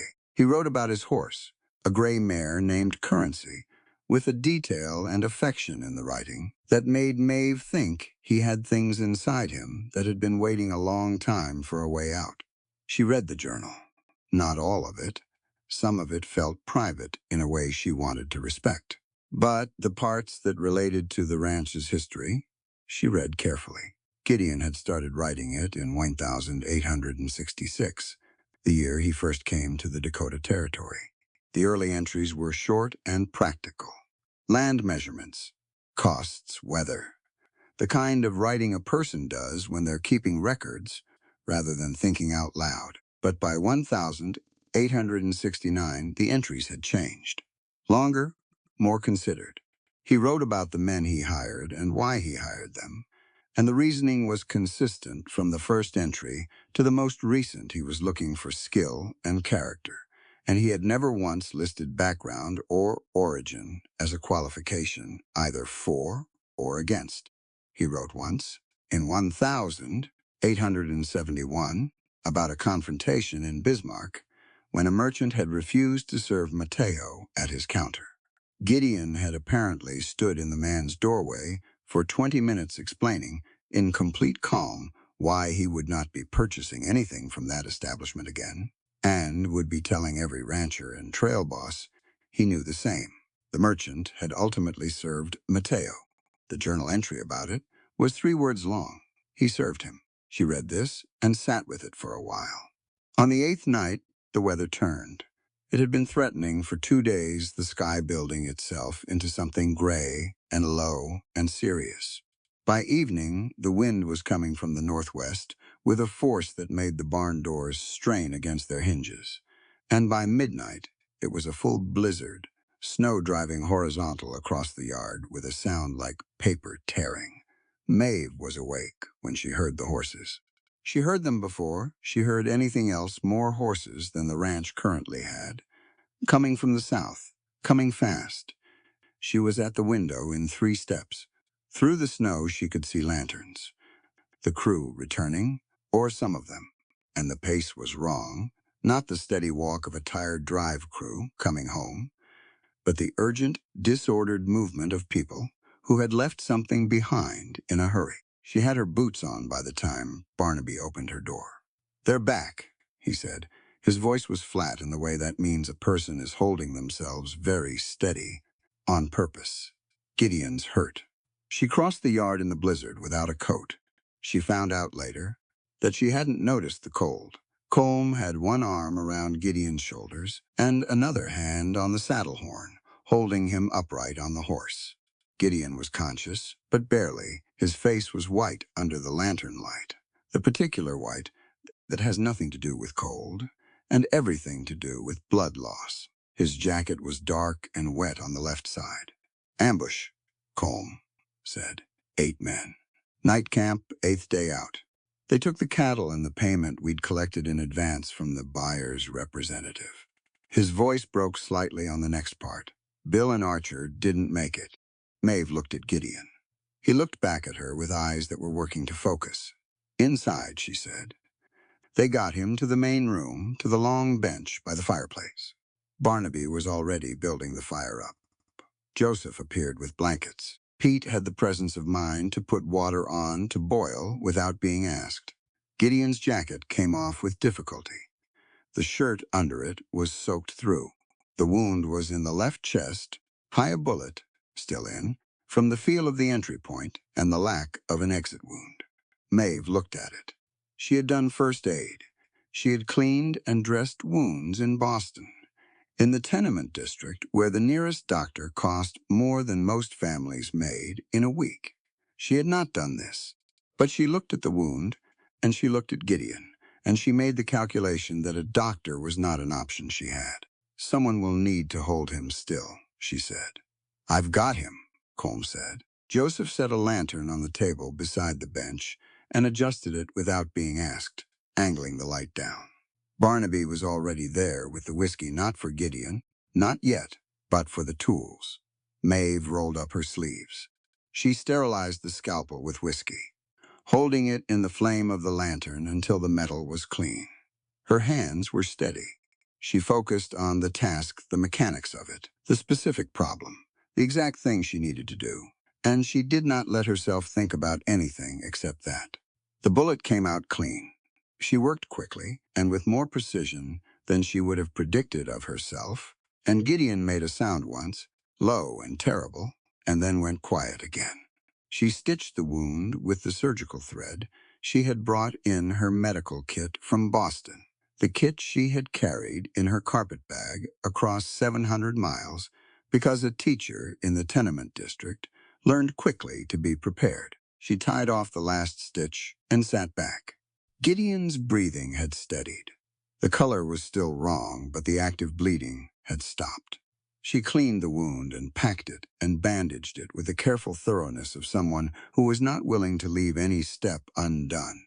The room was very quiet. He needs to stay still, she said, and warm, and someone needs to watch him through the night. I'll do first watch, Barnaby said immediately. Colm was sitting against the wall with his elbows on his knees and his head down. Davis was in the corner. Pete had not moved from beside the water pot. Tell me about the ambush, Maeve said to Colm. He told her. 8 men, organized, positioned in advance. They had known the trail crew's route and timing. The attack had come at the night camp, swift and overwhelming. The cattle were gone. Bill and Archer were buried on the trail. The advance payment from the buyer's representative, $400, had been taken along with everything else. They knew where we'd be, Colm said. Down to the night. Maeve looked at the fire for a moment. Sterling hired them, she said. Not a question. No way to prove it, Colm said. Not yet, she said. She pulled a blanket around Gideon's shoulders and sat beside him. She picked up his hand. It was cold, and she held it between both of hers, and she stayed there while the blizzard howled outside and the fire burned down, and Barnaby watched from the other side of the room with quiet, steady attention. Gideon's pulse was weak but even. Toward morning, the storm began to ease. The wind dropped first, then the snow thinned, and by the time gray light was showing at the window, the yard outside was buried in white silence. Gideon's color had improved. His breathing was deeper. He was unconscious, but no longer in the alarming way of the early hours. Maeve was still holding his hand when she heard the horses in the yard. More horses than she expected. She went to the window. 2 men. One she recognized as a deputy from Bismarck, a large man named Greer, who she had seen twice in town, and understood to be in Sterling's pocket, in the particular way that frontier law enforcement sometimes was. The other man, hanging back slightly, was Sterling himself. Sterling dismounted in the snow and came to the door. She opened it before he could knock. He took in the scene behind her, the ranch hands around the room, Gideon unconscious on the bench, the bandaging. He did not look surprised.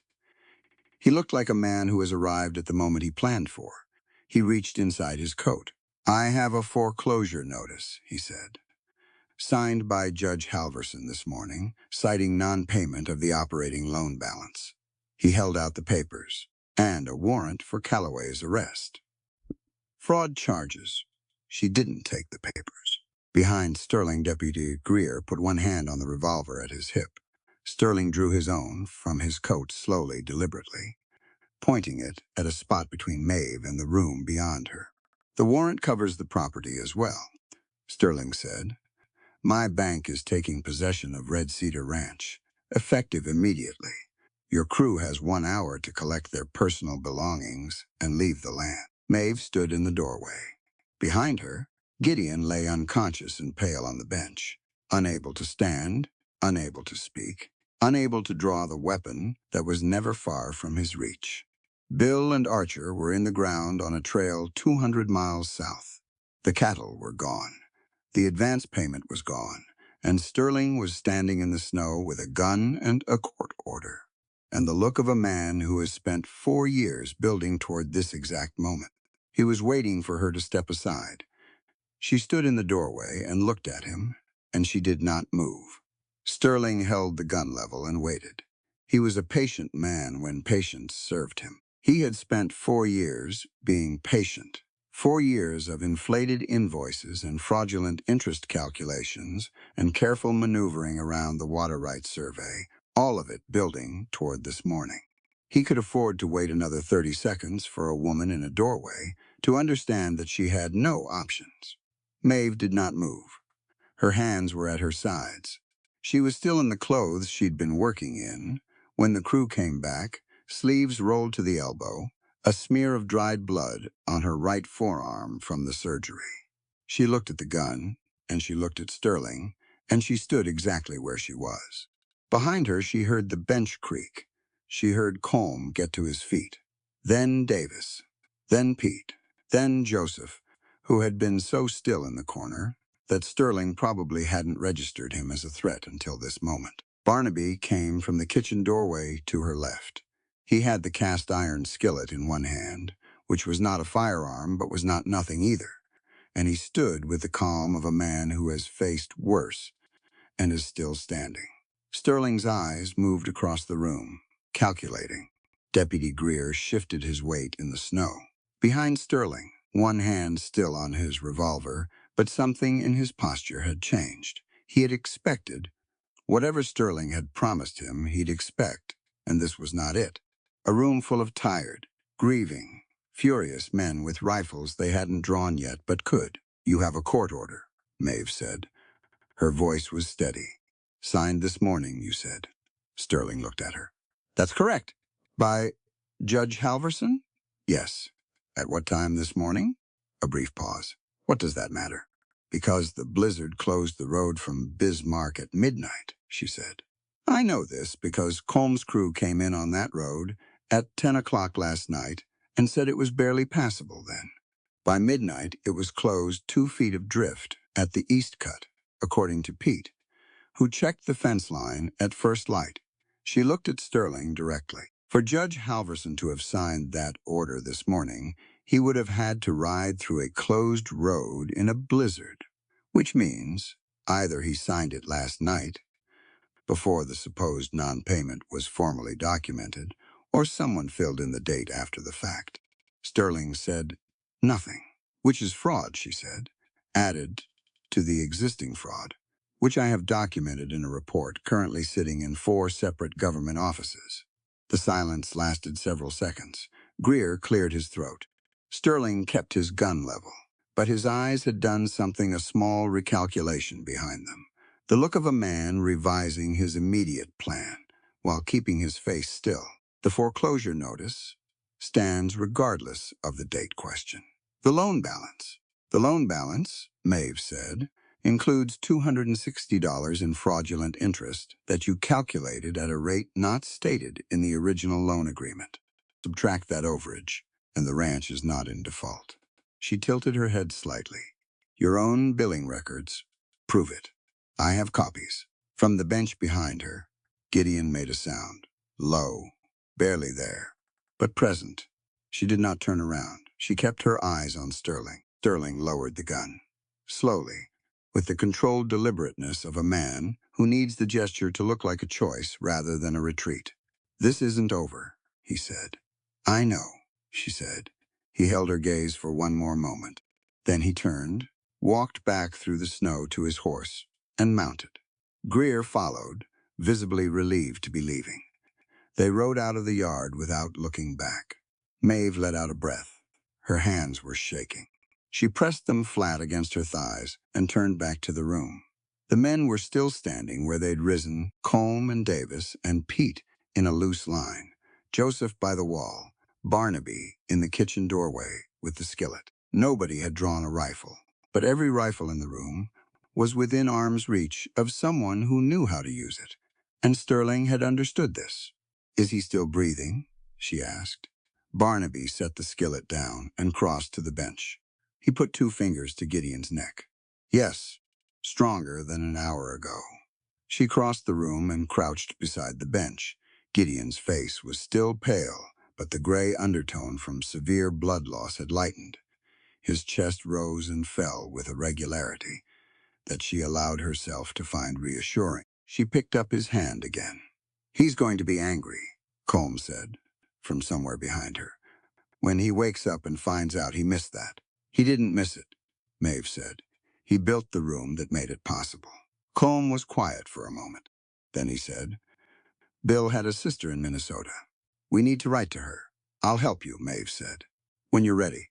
The morning moved forward. She organized the room back into order bench against the wall, fire-stoked, clean water on the stove. She sent Pete to check the barn and Davis, to walk the fence line, partly because it needed doing, and partly because young men in grief need to move. She sat with Colm for an hour at the round table and listened to him talk about Bill and Archer, and she did not rush him or redirect him. Just let him say what he needed to say until the saying of it had done its work. Barnaby cooked. This was how he processed things: motion and heat, and the discipline of feeding people.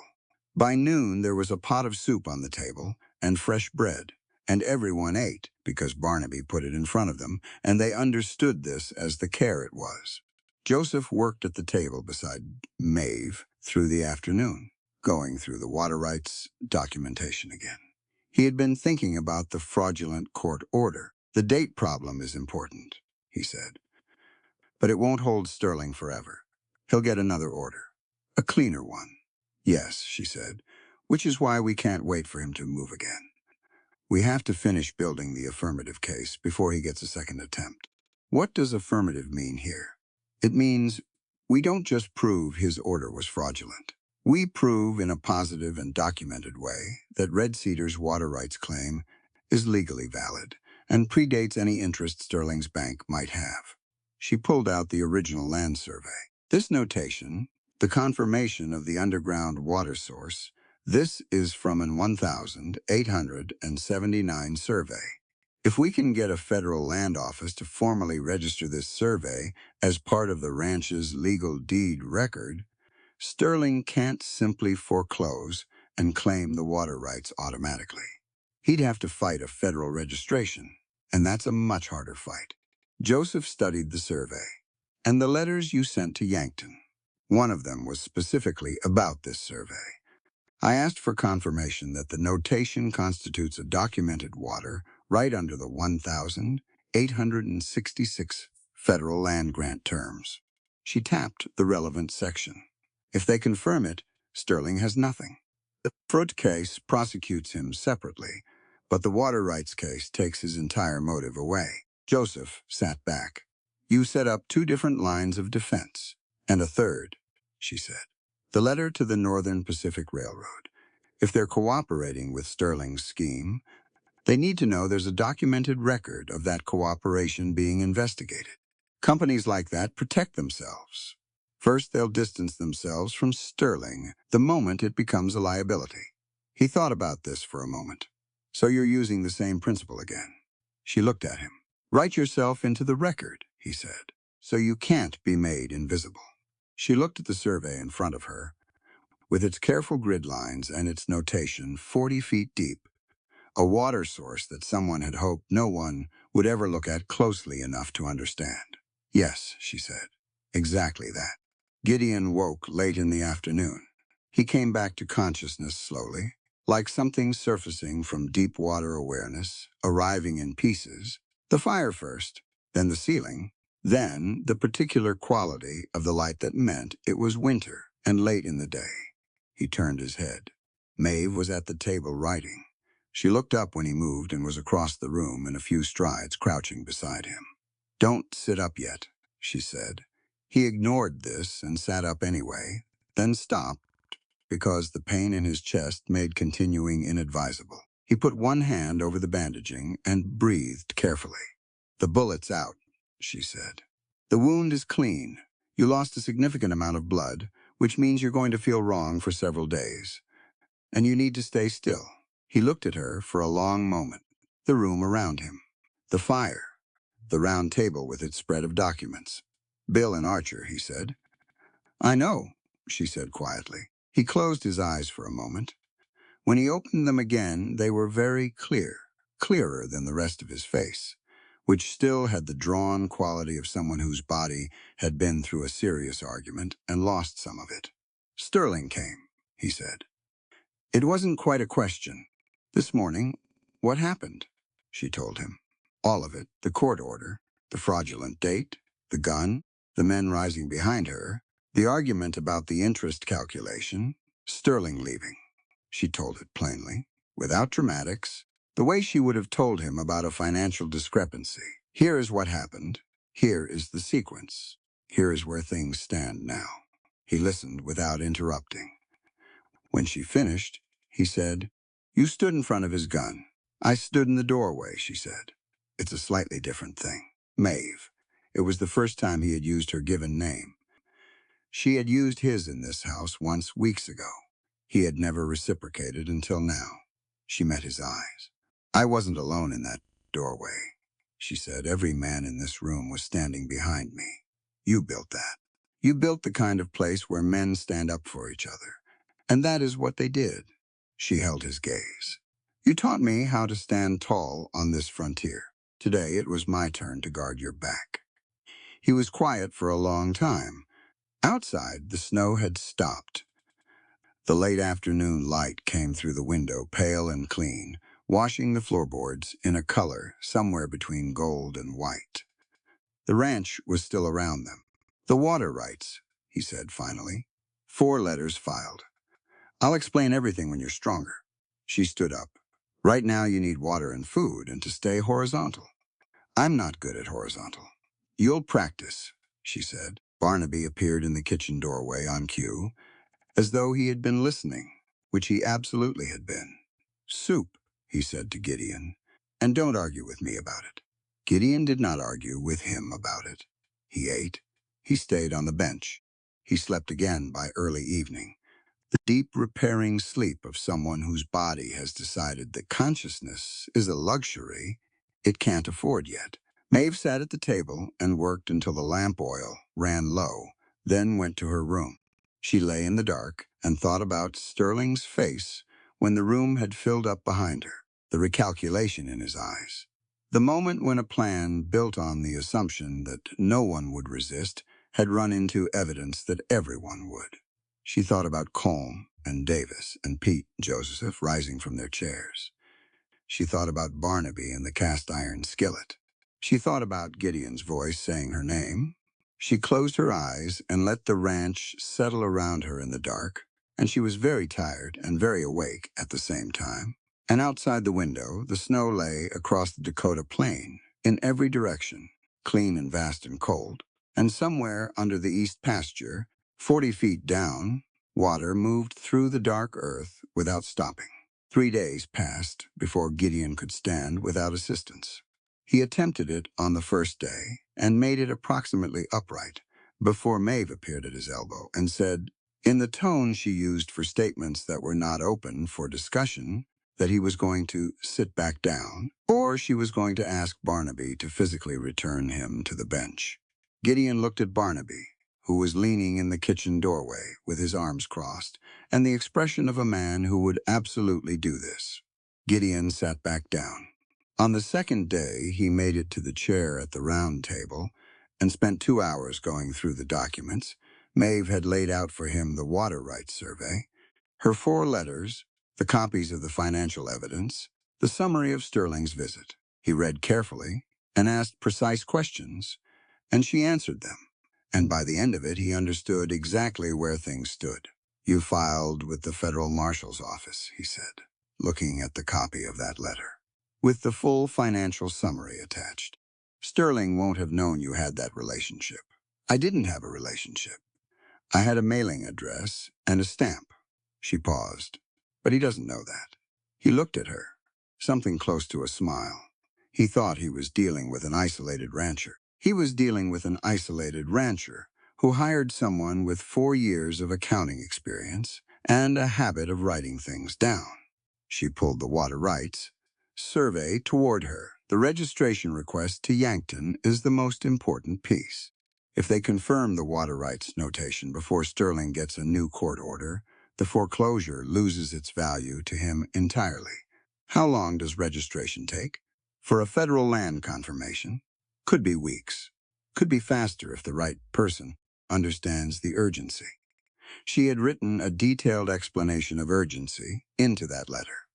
She was fairly confident the right person would understand. On the third day, Gideon stood on his own and stayed upright, and by the evening of the third day, he was sitting on the porch in a coat with a cup of coffee, which Maeve considered a reasonable compromise between his inclination to go back to full work and her inclination to keep him stationary for another week. The ranch hands who had gone on the drive began to trickle back in small groups, men who had scattered in the chaos of the ambush and made their way home separately over the days following. Each one arrived, looking hollowed out in the way that people do after violence, needing food and warmth and the simple fact of familiar ground under their feet. Barnaby fed them all. Every arrival, regardless of hour, found a pot on the stove and a bowl on the table. He didn't say much to each man when they came in. He just fed them. This was, Maeve had come to understand, his primary language, the one he had developed over decades of caring for people who weren't always allowed to receive care any other way. The campfire lessons resumed on the fourth night, and this surprised her. She had not announced a resumption, had assumed the men would need more time before they wanted to sit around a fire and practice letters. But Colm appeared after supper with his piece of bark under his arm and went out to the fire pit and built a fire by himself. By the time she got her coat and followed, there were 7 men sitting around it. She sat down and looked at them for a moment. "We don't have to do lessons tonight," she said. "We could just sit." Colm shook his head. "Sitting does nothing. Learning does something." He picked up his charcoal. Bill was going to write to his sister when he could write well enough. He almost could. He looked at his bark. "I'm going to write it for him. I need to be good enough to do it right." Nobody said anything for a moment. Then Maeve picked up her own charcoal, and they began. The letter to Bill's sister took 2 evenings. Colm worked through it slowly, with more care than she'd seen him give to anything, stopping and starting, crossing out words, and finding better ones. She helped him when he asked, and stayed back when he didn't. When it was finished, he read it aloud once, quietly, to see how it sounded. Then he folded it and put it in his breast pocket and said he'd take it to the post rider himself. Gideon appeared at the fire on the 5th night. He sat on the far log, not quite in the inner circle, still moving with the careful deliberateness of a man whose body is reminding him of its recent complaint. He had his own piece of bark. He wrote with the others. Maeve watched him and thought about what it meant that he kept showing up to these lessons. This man who had told her the first night that he could read and wasn't staying because he needed the lesson. He showed up because his presence said something that words couldn't say as clearly, that this work mattered, that the people doing it mattered, that the boss of Red Cedar Ranch considered learning alongside his crew to be a reasonable use of his evening. leadership as action rather than instruction. She had believed in this principle in Boston. Here, watching it work in firelight, she believed in it with a different depth. On the seventh day, a rider came from Bismarck. He brought two things: a copy of a federal document from the Yankton Land Office, a preliminary confirmation that the 1,879 survey notation did constitute a valid water rights record under the 1,866 federal grant terms, pending full registration review, and requesting additional documentation that Maeve had anticipated and already prepared, and a brief note from the Bismarck lawyer, whose name she had found in Gideon's correspondence, saying he had received her letter and the evidence package and would be in contact shortly. She read both documents twice. Then she went to find Gideon. He was in the barn with Mateo, checking on the horses. He turned when she came in and read her expression before she said a word. She handed him the federal document. He read it standing in the barn with the horses shifting in their stalls around them and the winter light coming through the gaps in the boards in pale slanted lines. When he finished, he looked up. "It's not final," she said. "It's preliminary. But it's enough to complicate any new foreclosure order Sterling tries to get, because a federal review is now on record." Gideon folded the document slowly. He looked at it in his hands for a moment. "How did you know to write to Yankton?" he asked. "You mentioned the Federal Land Office once. In passing, you said you'd thought about registering the survey formally, but hadn't gotten to it." She paused. "I got to it." He looked at her with an expression she had started to recognize, a particular quality of attention that he directed at very few things. And that meant he was seeing something clearly. "You remembered that," he said. "I remember most things," she said. "It's useful." Mateo had gone very still near the far stall, making himself inconspicuous in the thoughtful way he did, when he understood that something was happening that wasn't about him. Gideon put the document in his coat pocket. "Walk with me," he said. They walked the fence line along the south pasture, where the snow lay in drifts against the cedar posts, and the sky above was high and pale blue. He walked slowly, managing the pull in his chest, and she matched his pace without making anything of it. "When I built this ranch," he said, "after a while, I knew what I wanted it to be. A place where people were treated right, where skill and character mattered more than anything else." He stopped at a corner post and looked out across the snow. "What I didn't know was how to protect it. I understood people. I understood land and cattle. I didn't understand money well enough. Didn't understand the legal system, or how someone could use it against you." He paused. "Sterling used my blind spots. He used them against all of us," she said. "You didn't have that blind spot. I have different ones." She leaned against the fence post. "I understand numbers and legal systems, and how to document a case. I don't know what you know. I don't know how to read land, or manage cattle, or lead men through a crisis in the dark." She looked at him. "We have different educations." He turned to look at her. "That's what the round table is," she said. "All of it. The table, the lessons, the way you run this place. You've always understood that a group of people with different knowledge is stronger than any one person alone." She paused. "You just needed someone to handle the part of it that involved ledgers." He was quiet for a moment. "Sterling will come back," he said, "with a cleaner order. Fewer mistakes. I know. But now we have a federal review on record, a lawyer engaged, documented evidence of fraud at 4 separate offices, and a ranch full of men who know how to stand up when someone points a gun at their door." She held his gaze. He had surprise and time on his side. "He's lost both." Gideon nodded slowly. Something in him had settled, not into ease exactly, but into the steadiness of a person who has looked at a situation clearly and decided to face it fully rather than around the edges. "I've been thinking," he said, "about what you said when I was on the bench, about guarding my back." She waited. "I'm not good at letting people do that," he said. "I built this place to protect other people. I didn't build it to be protected." He looked at the snow. "The war taught me to be the one moving toward the problem." It's a hard habit, I know, she said. You didn't wait for permission, he said. You just did it. Would you have given it? A pause. Probably not. Then it's good I didn't ask. She pushed off from the fence post. Come inside. Barnaby will have lunch ready, and he's going to come looking for you if you're late. He fell into step beside her. Maeve, he said. She looked over at him.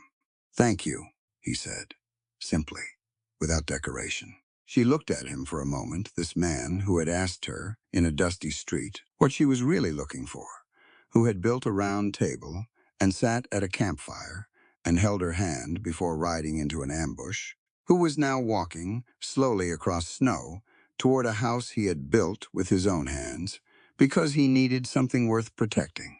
You're welcome, she said. They walked back to the house together in the winter quiet, and inside, around the round table, the ranch gathered for lunch, Barnaby carrying the pot from the kitchen and setting it in the center, Mateo and Joseph pulling out chairs, Colm and Davis and Pete filing in from the yard with snow on their boots, everyone sitting at the table that had no head, no master end, no hierarchy built into its shape. Same stew, same table, same chair. Gideon sat down and reached for the ladle and passed it to Joseph first, and Joseph served himself and passed it to Colm, and the bowl went around the table. While outside the Dakota winter pressed its hands against the windows, and the water ran 40 feet below the east pasture, and Maeve's letters sat in 4 government offices waiting to become the future that Sterling had not planned for. She picked up her spoon. The table was full, and the food was warm, and the work was not finished. She was exactly where she was supposed to be. The letter from the Bismarck lawyer arrived on a Tuesday. His name was Harlan Pruitt, and he had been practicing law on the frontier for 11 years, which meant he had seen most varieties of human dishonesty and had developed, through experience, a sharp eye for which variety he was looking at. His letter was 2 pages, written in a small, precise hand. He had reviewed Maeve's evidence package. He agreed with her assessment of the fraud, and he had found something she hadn't. She read the relevant paragraph 3 times before she went to find Gideon. He was at the fence line with Mateo, mending a section that the blizzard had damaged. He had been back to full work for a week now, moving without the careful deliberateness of the recovery period. The wound healed enough to stop reminding him of itself every time he reached for something. She walked out to him across the snow and handed him the letter without preamble. He read it. He got to the same paragraph. He read it again. Sterling's bank is insolvent, he said. According to Pruitt's review of the public financial filings. Yes. She took the letter back and found the line. The bank has been operating with insufficient reserves for at least 2 years. Sterling has been covering the gap by embezzling deposits not just from the ranch, from his other clients, from Bismarck's merchant accounts. She looked at Gideon, the wealthy white merchants in town, the ones who consider themselves his peers, the ones whose money he has been stealing quietly, while he pointed everyone's attention at the ranchers and homesteaders he was defrauding openly. Gideon looked out across the pasture for a moment. He's been robbing everyone, he said. He's been robbing the people with the least power most aggressively, she said, because he assumed they couldn't fight back. But he's been stealing from the merchants too, and that's the piece he couldn't afford to have exposed. She folded the letter. The merchants have lawyers and standing in the community and enough money to make his life very difficult. He needed to acquire Red Cedar's water rights quickly because he needed that sale to the railroad to cover the gap in the bank's reserves before anyone looked too closely. Mateo had stepped back slightly, giving them room, but he was listening. She included him in her next look deliberately. He was running out of time, she said to both of them. The ambush, the rushed foreclosure order, the fraudulent date, those weren't the moves of a man in control of his plan. Those were the moves of a man whose timeline was collapsing. She had been thinking about this for 3 days, since Pruitt's letter arrived, and in those 3 days, she had also been thinking about what Pruitt had said at the end of his letter, almost as an aside. The commercial meeting scheduled for the 22nd would be the most effective venue for public disclosure, given who attends. She had written back to Pruitt the same day. His response had come yesterday. She told Gideon what she was planning.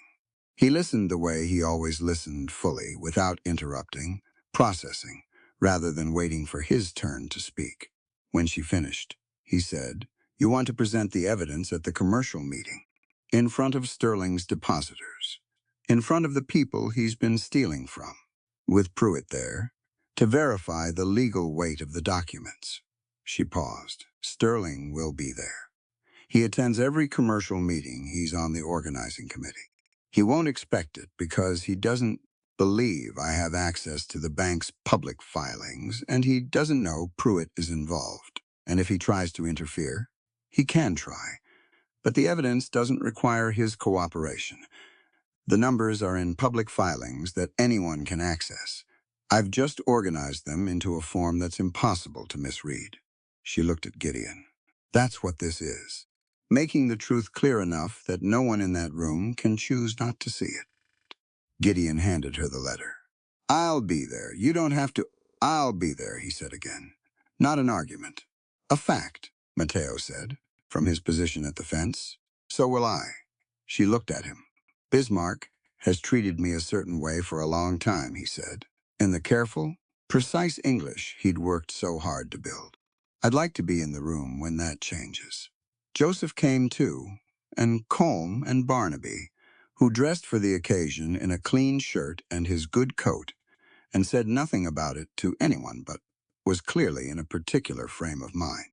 The commercial meeting was held in the back room of the largest dry goods store in Bismarck, a room that served as the informal gathering place for the town's merchant class, with chairs arranged in rows and a raised platform at one end where speakers stood. 32 people were in the room when Maeve arrived with Gideon and the crew.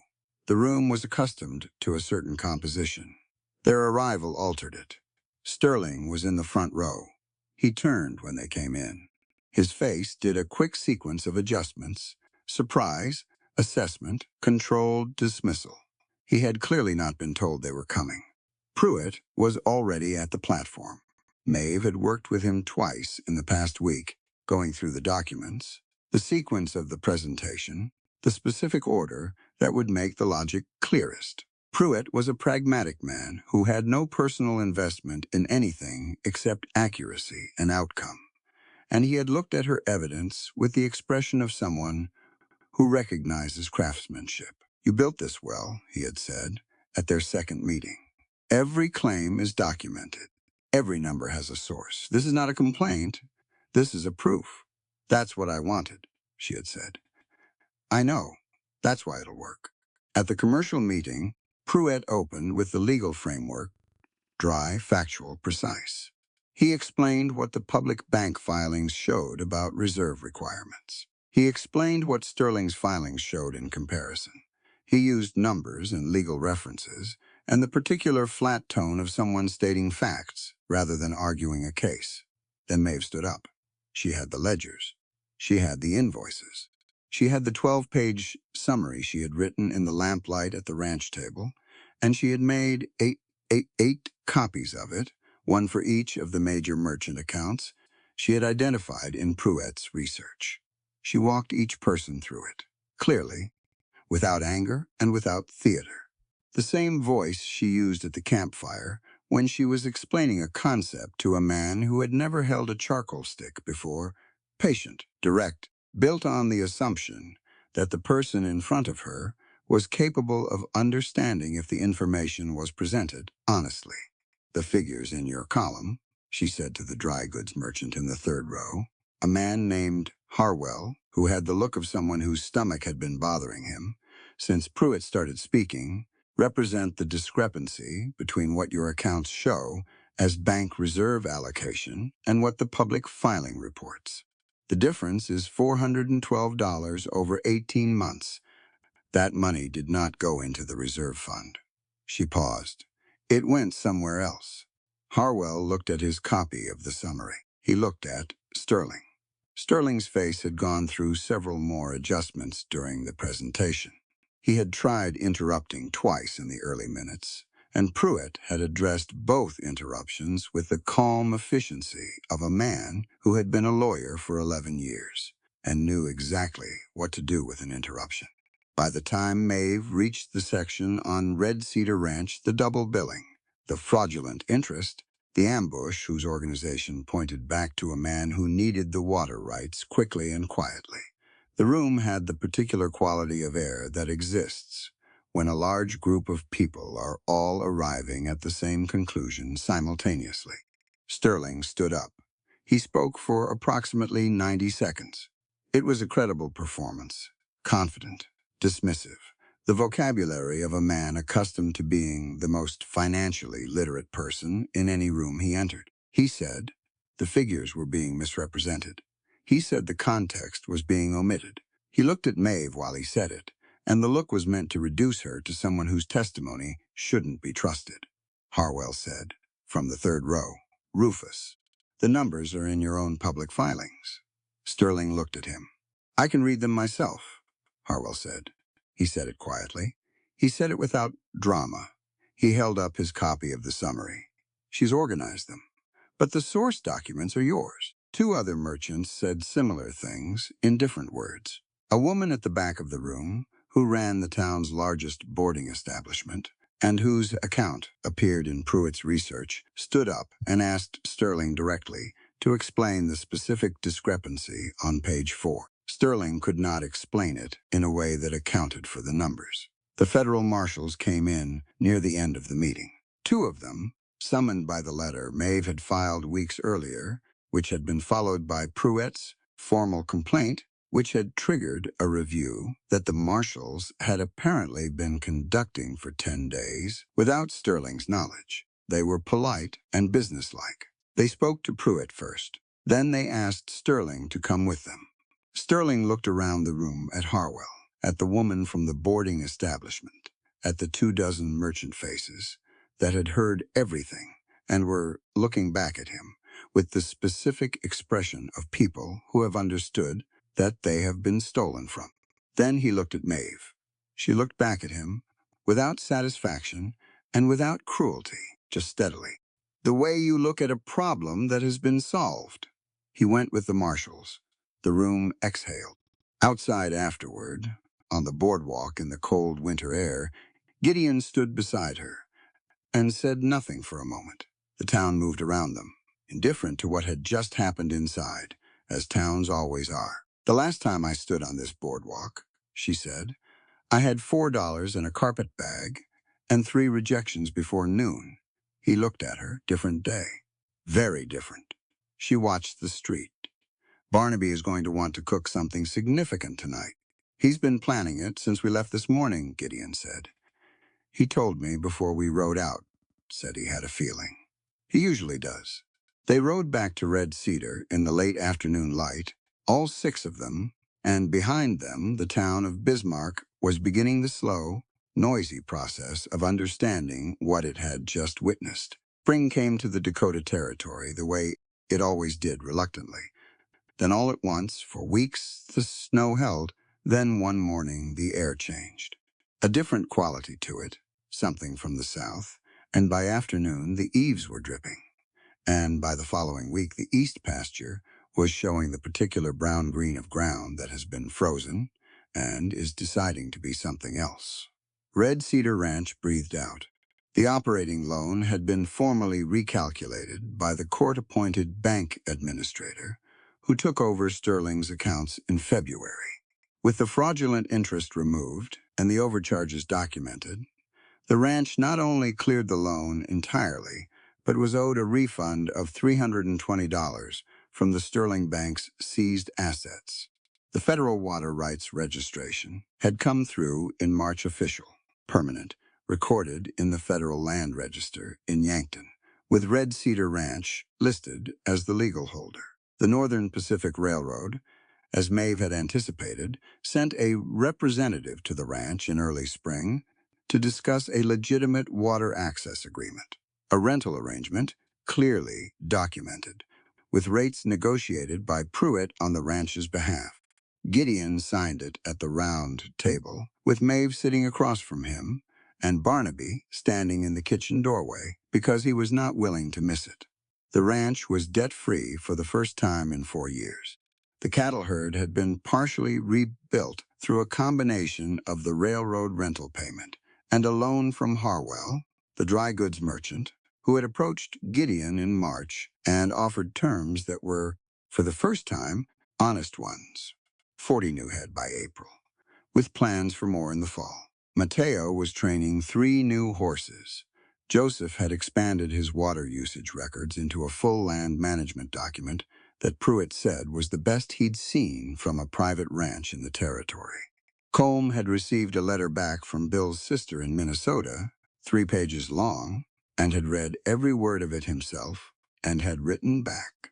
The campfire lessons had moved indoors with the cold and then outdoors again with the warmth, and by May they were something different from what they'd started as less formal, more conversational. The group of them gathering in the evenings to read things aloud and discuss them and argue about them in the way that people argue when they're comfortable with each other and know that no one is going to be dismissed for their opinion. Davis had started writing something he described as a personal history. He wouldn't let anyone read it yet. Maeve told him that was fine, that writing your own story for yourself first was a completely legitimate use of the skill, and he'd looked at her with the expression of someone who had been given permission for something he'd been afraid to ask for. On a Saturday in early May, Gideon asked Maeve to walk with him. She had noticed something different about him that morning. He had come in from the barn before breakfast and washed carefully and changed his shirt, which he didn't typically do before the midday meal. Barnaby had been making meaningful eye contact with her over the stove since breakfast, which she had chosen not to engage with. She put on her coat and went with him. He led her east, past the rebuilt fence line, past the edge of the north pasture, where the new cattle grazed in the spring green, past the cottonwood stand where she had turned off the road nearly a year ago with a hand-drawn map and $4 to her name. They climbed. The hill that rose above the east pasture was not dramatic by any measure, a long, gradual slope that took about 20 minutes to walk at a comfortable pace. But at the top of it, the view opened in every direction. The ranch spread below them, the red cedar of the main house, warm in the late afternoon light, the barn and outbuildings arranged around it, the new fence lines, bright and straight, and beyond all of it, the prairie running south and west to the horizon, green now, moving in the easy wind of an early May evening. To the east, the sky was the particular clear blue that comes in the hour before sunset, when the air has decided to be beautiful before the dark arrives. Gideon stopped. He stood for a moment with the valley below them, and the light on his face, and she stood beside him and looked out at what he had built, what they had helped each other build and protect and keep. He turned to her.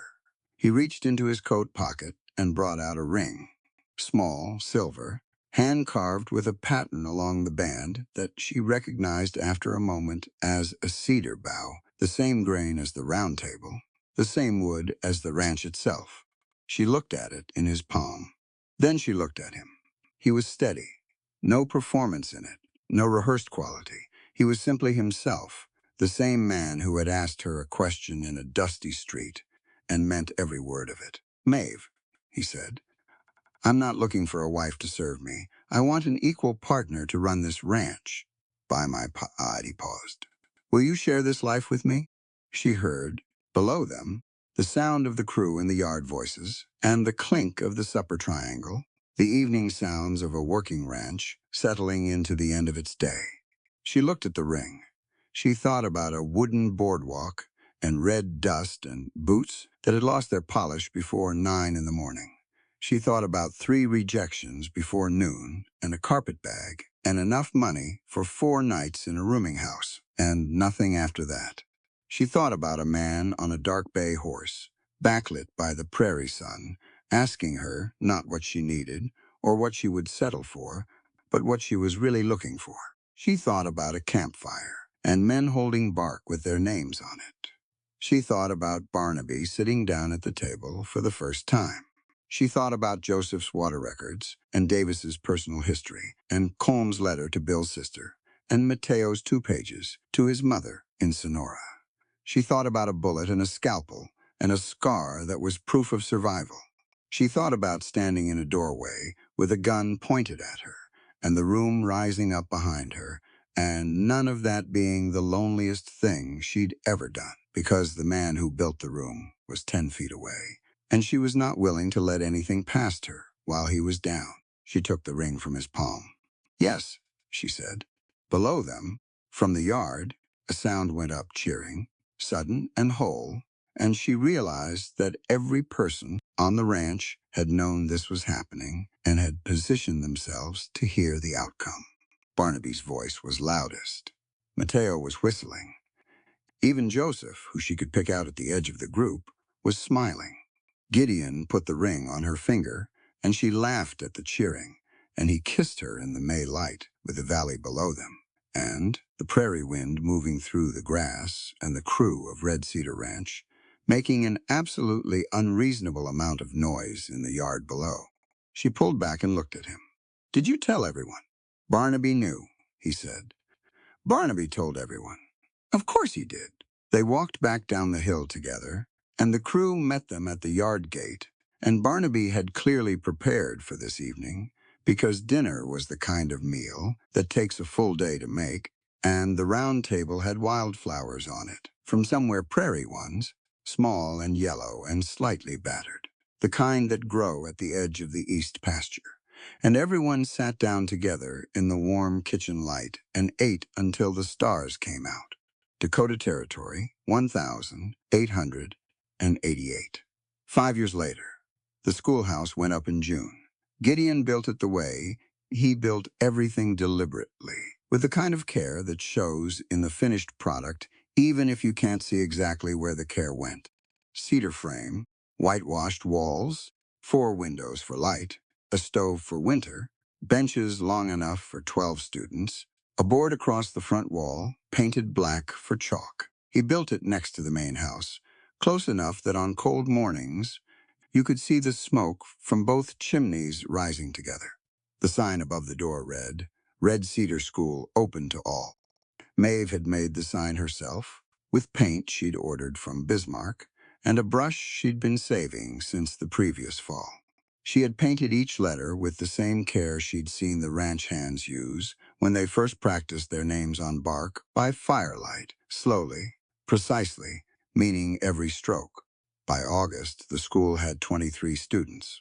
They came from the homestead families that had settled the land around the ranch in the intervening years. Norwegian and Czech and German families. Children who spoke English with varying degrees of confidence, and none with shame, because Maeve had made clear from the first day that the schoolhouse door opened for everyone, and that the only wrong answer in her classroom was the one you were too afraid to say out loud. Native children came from the Lakota families, who had maintained their relationship with the ranch through Joseph, who had become something between a foreman and a liaison, a man who moved between worlds with the authority of someone who understood both. He brought the first 3 children himself one September morning, walking them to the school door and introducing them to Maeve with a formality that was clearly intentional. He was marking the moment, making it official. She shook each child's hand. She showed them their bench.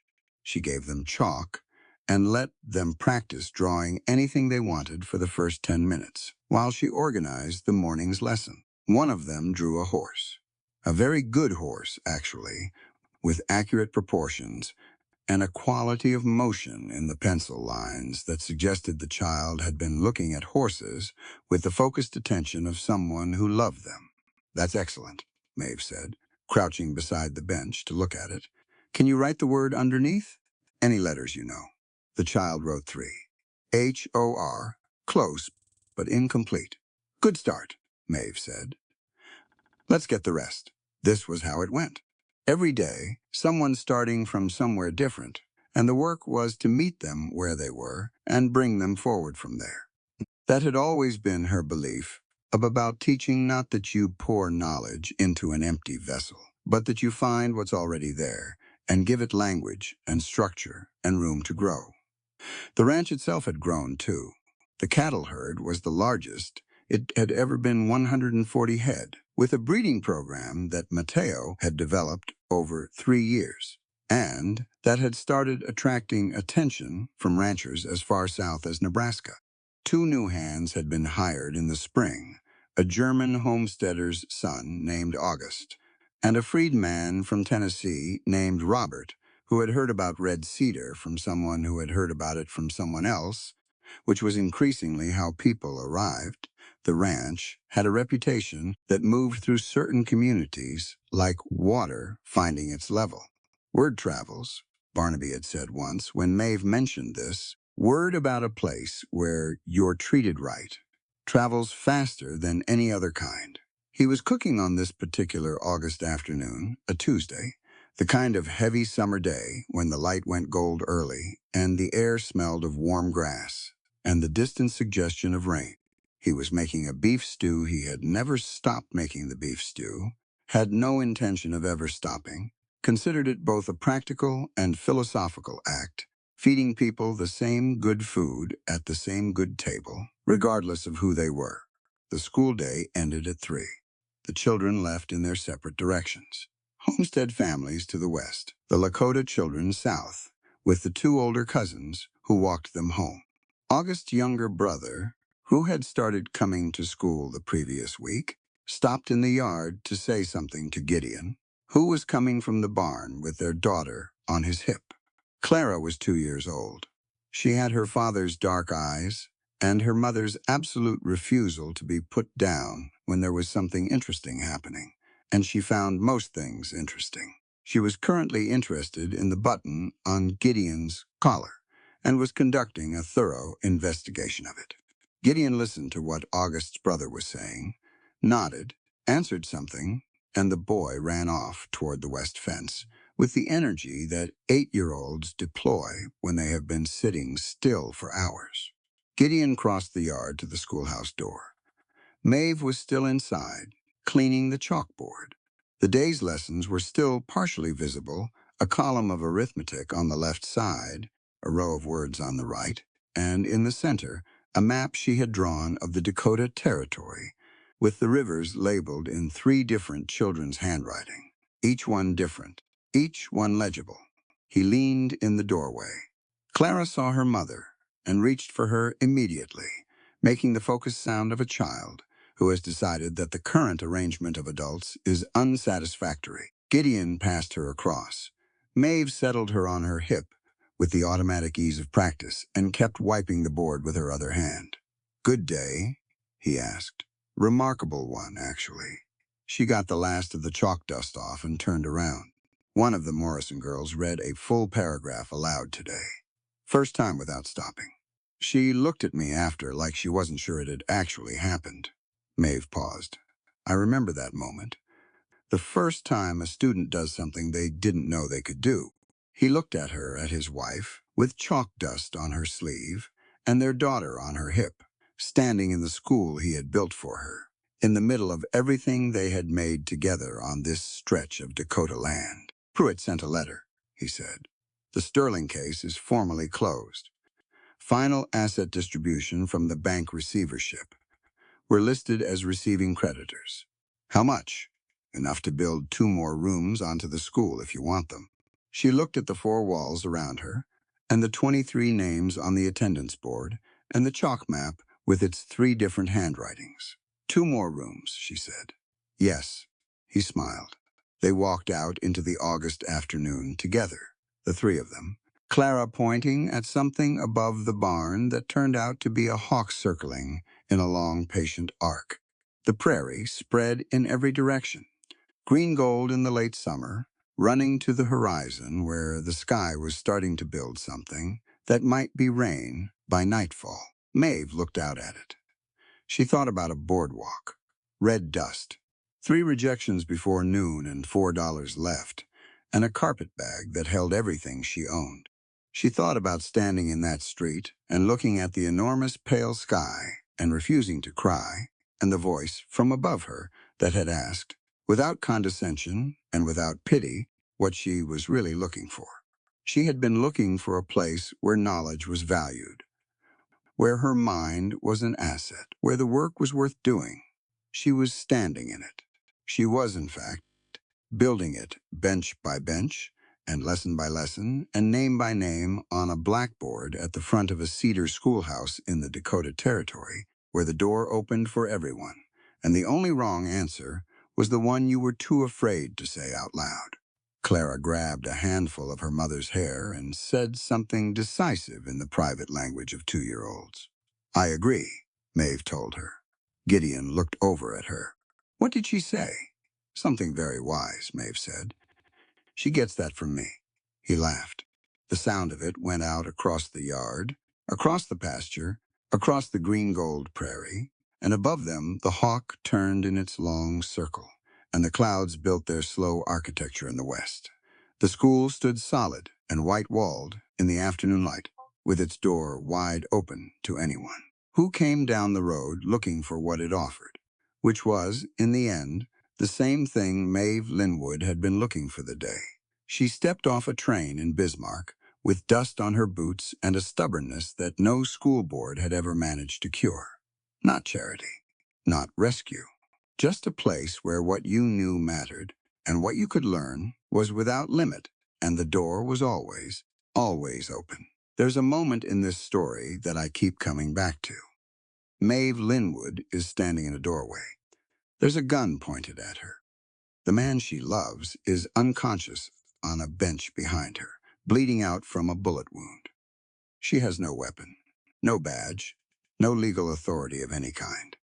What she has is 4 letters filed in 4 government offices, a 12-page document of mathematical proof, and a room full of men who learn to stand up for each other around a campfire. And she does not move. That moment is the whole story, really. Not just the drama of it, the reason behind it. Maeve didn't win because she was lucky. She didn't survive because someone rescued her. She won because she had spent months doing quiet, unglamorous, painstaking work organizing numbers, writing letters, teaching grown men how to hold a piece of charcoal and put their own name on a piece of bark. She understood something that most people overlook. Knowledge is not just something you carry in your head. It is something you use to protect the people and the places you love. And when you share it freely, without condition, it multiplies into something no single person could build alone. That's the first thing this story is about. The power of education as a form of dignity. Not education as a credential, not as a status symbol, not as something that makes you better than the person next to you. Education as a tool that belongs to every human being by right. Maeve says it directly at that first campfire. Every person is born with the right to read, write, and sign their own labor contract, so no one can ever steal their dignity. She means it. And the story shows us what that looks like when someone actually lives it out, not just believes it in theory, but fights for it in practice, loses a job over it, crosses 700 miles for it, and teaches it by a fire in the dark to men whose hands were better built for rope than charcoal. The second thing this story is about is what happens when people with different knowledge, different backgrounds, and different experiences choose to sit at the same table. Gideon's round table is not just a piece of furniture. It's a philosophy made out of cedar. There is no head to it, no position of authority built into its shape. Barnaby sits down for the first time in his life and reaches for the ladle before the boss picks up his spoon, and nobody says a word about it. Joseph writes water usage records that become the legal foundation of the ranch's survival. Mateo stands in the room when Sterling is arrested because he said he wanted to be there when things changed. Every one of these people brings something that the others don't have. And together, they build something that none of them could have built separately. That's not sentiment. That is strategy. It is the most practical thing in this entire story. The third thing, and this is the one that stays with me longest, is what Gideon and Maeve teach each other about healing. Gideon carried the war with him for years. The nightmares, the scar, the habit of moving toward danger because standing still felt like surrender. He built Red Cedar Ranch the way men sometimes build things after surviving something terrible, to have a reason to keep standing when the sun comes up. And what Maeve gives him is not a cure. She doesn't fix him. She simply looks at his scar without flinching and tells him the truth. Scars are proof that you fought to survive and protect others. They aren't blemishes. That's it. That's the whole gift. Being seen accurately by someone who isn't afraid of what they see. That's what I want you to take from this story. Whatever town has told you that your knowledge is a threat, that you're too much, that you're not simple enough, that the table isn't meant for you, that town is wrong. The right place doesn't ask you to make yourself smaller. It asks you what you're really looking for, and then it gets to work. This story is a work of historical fiction created for entertainment purposes. All characters, events, and dialogue are fictional and do not represent any real persons or historical incidents.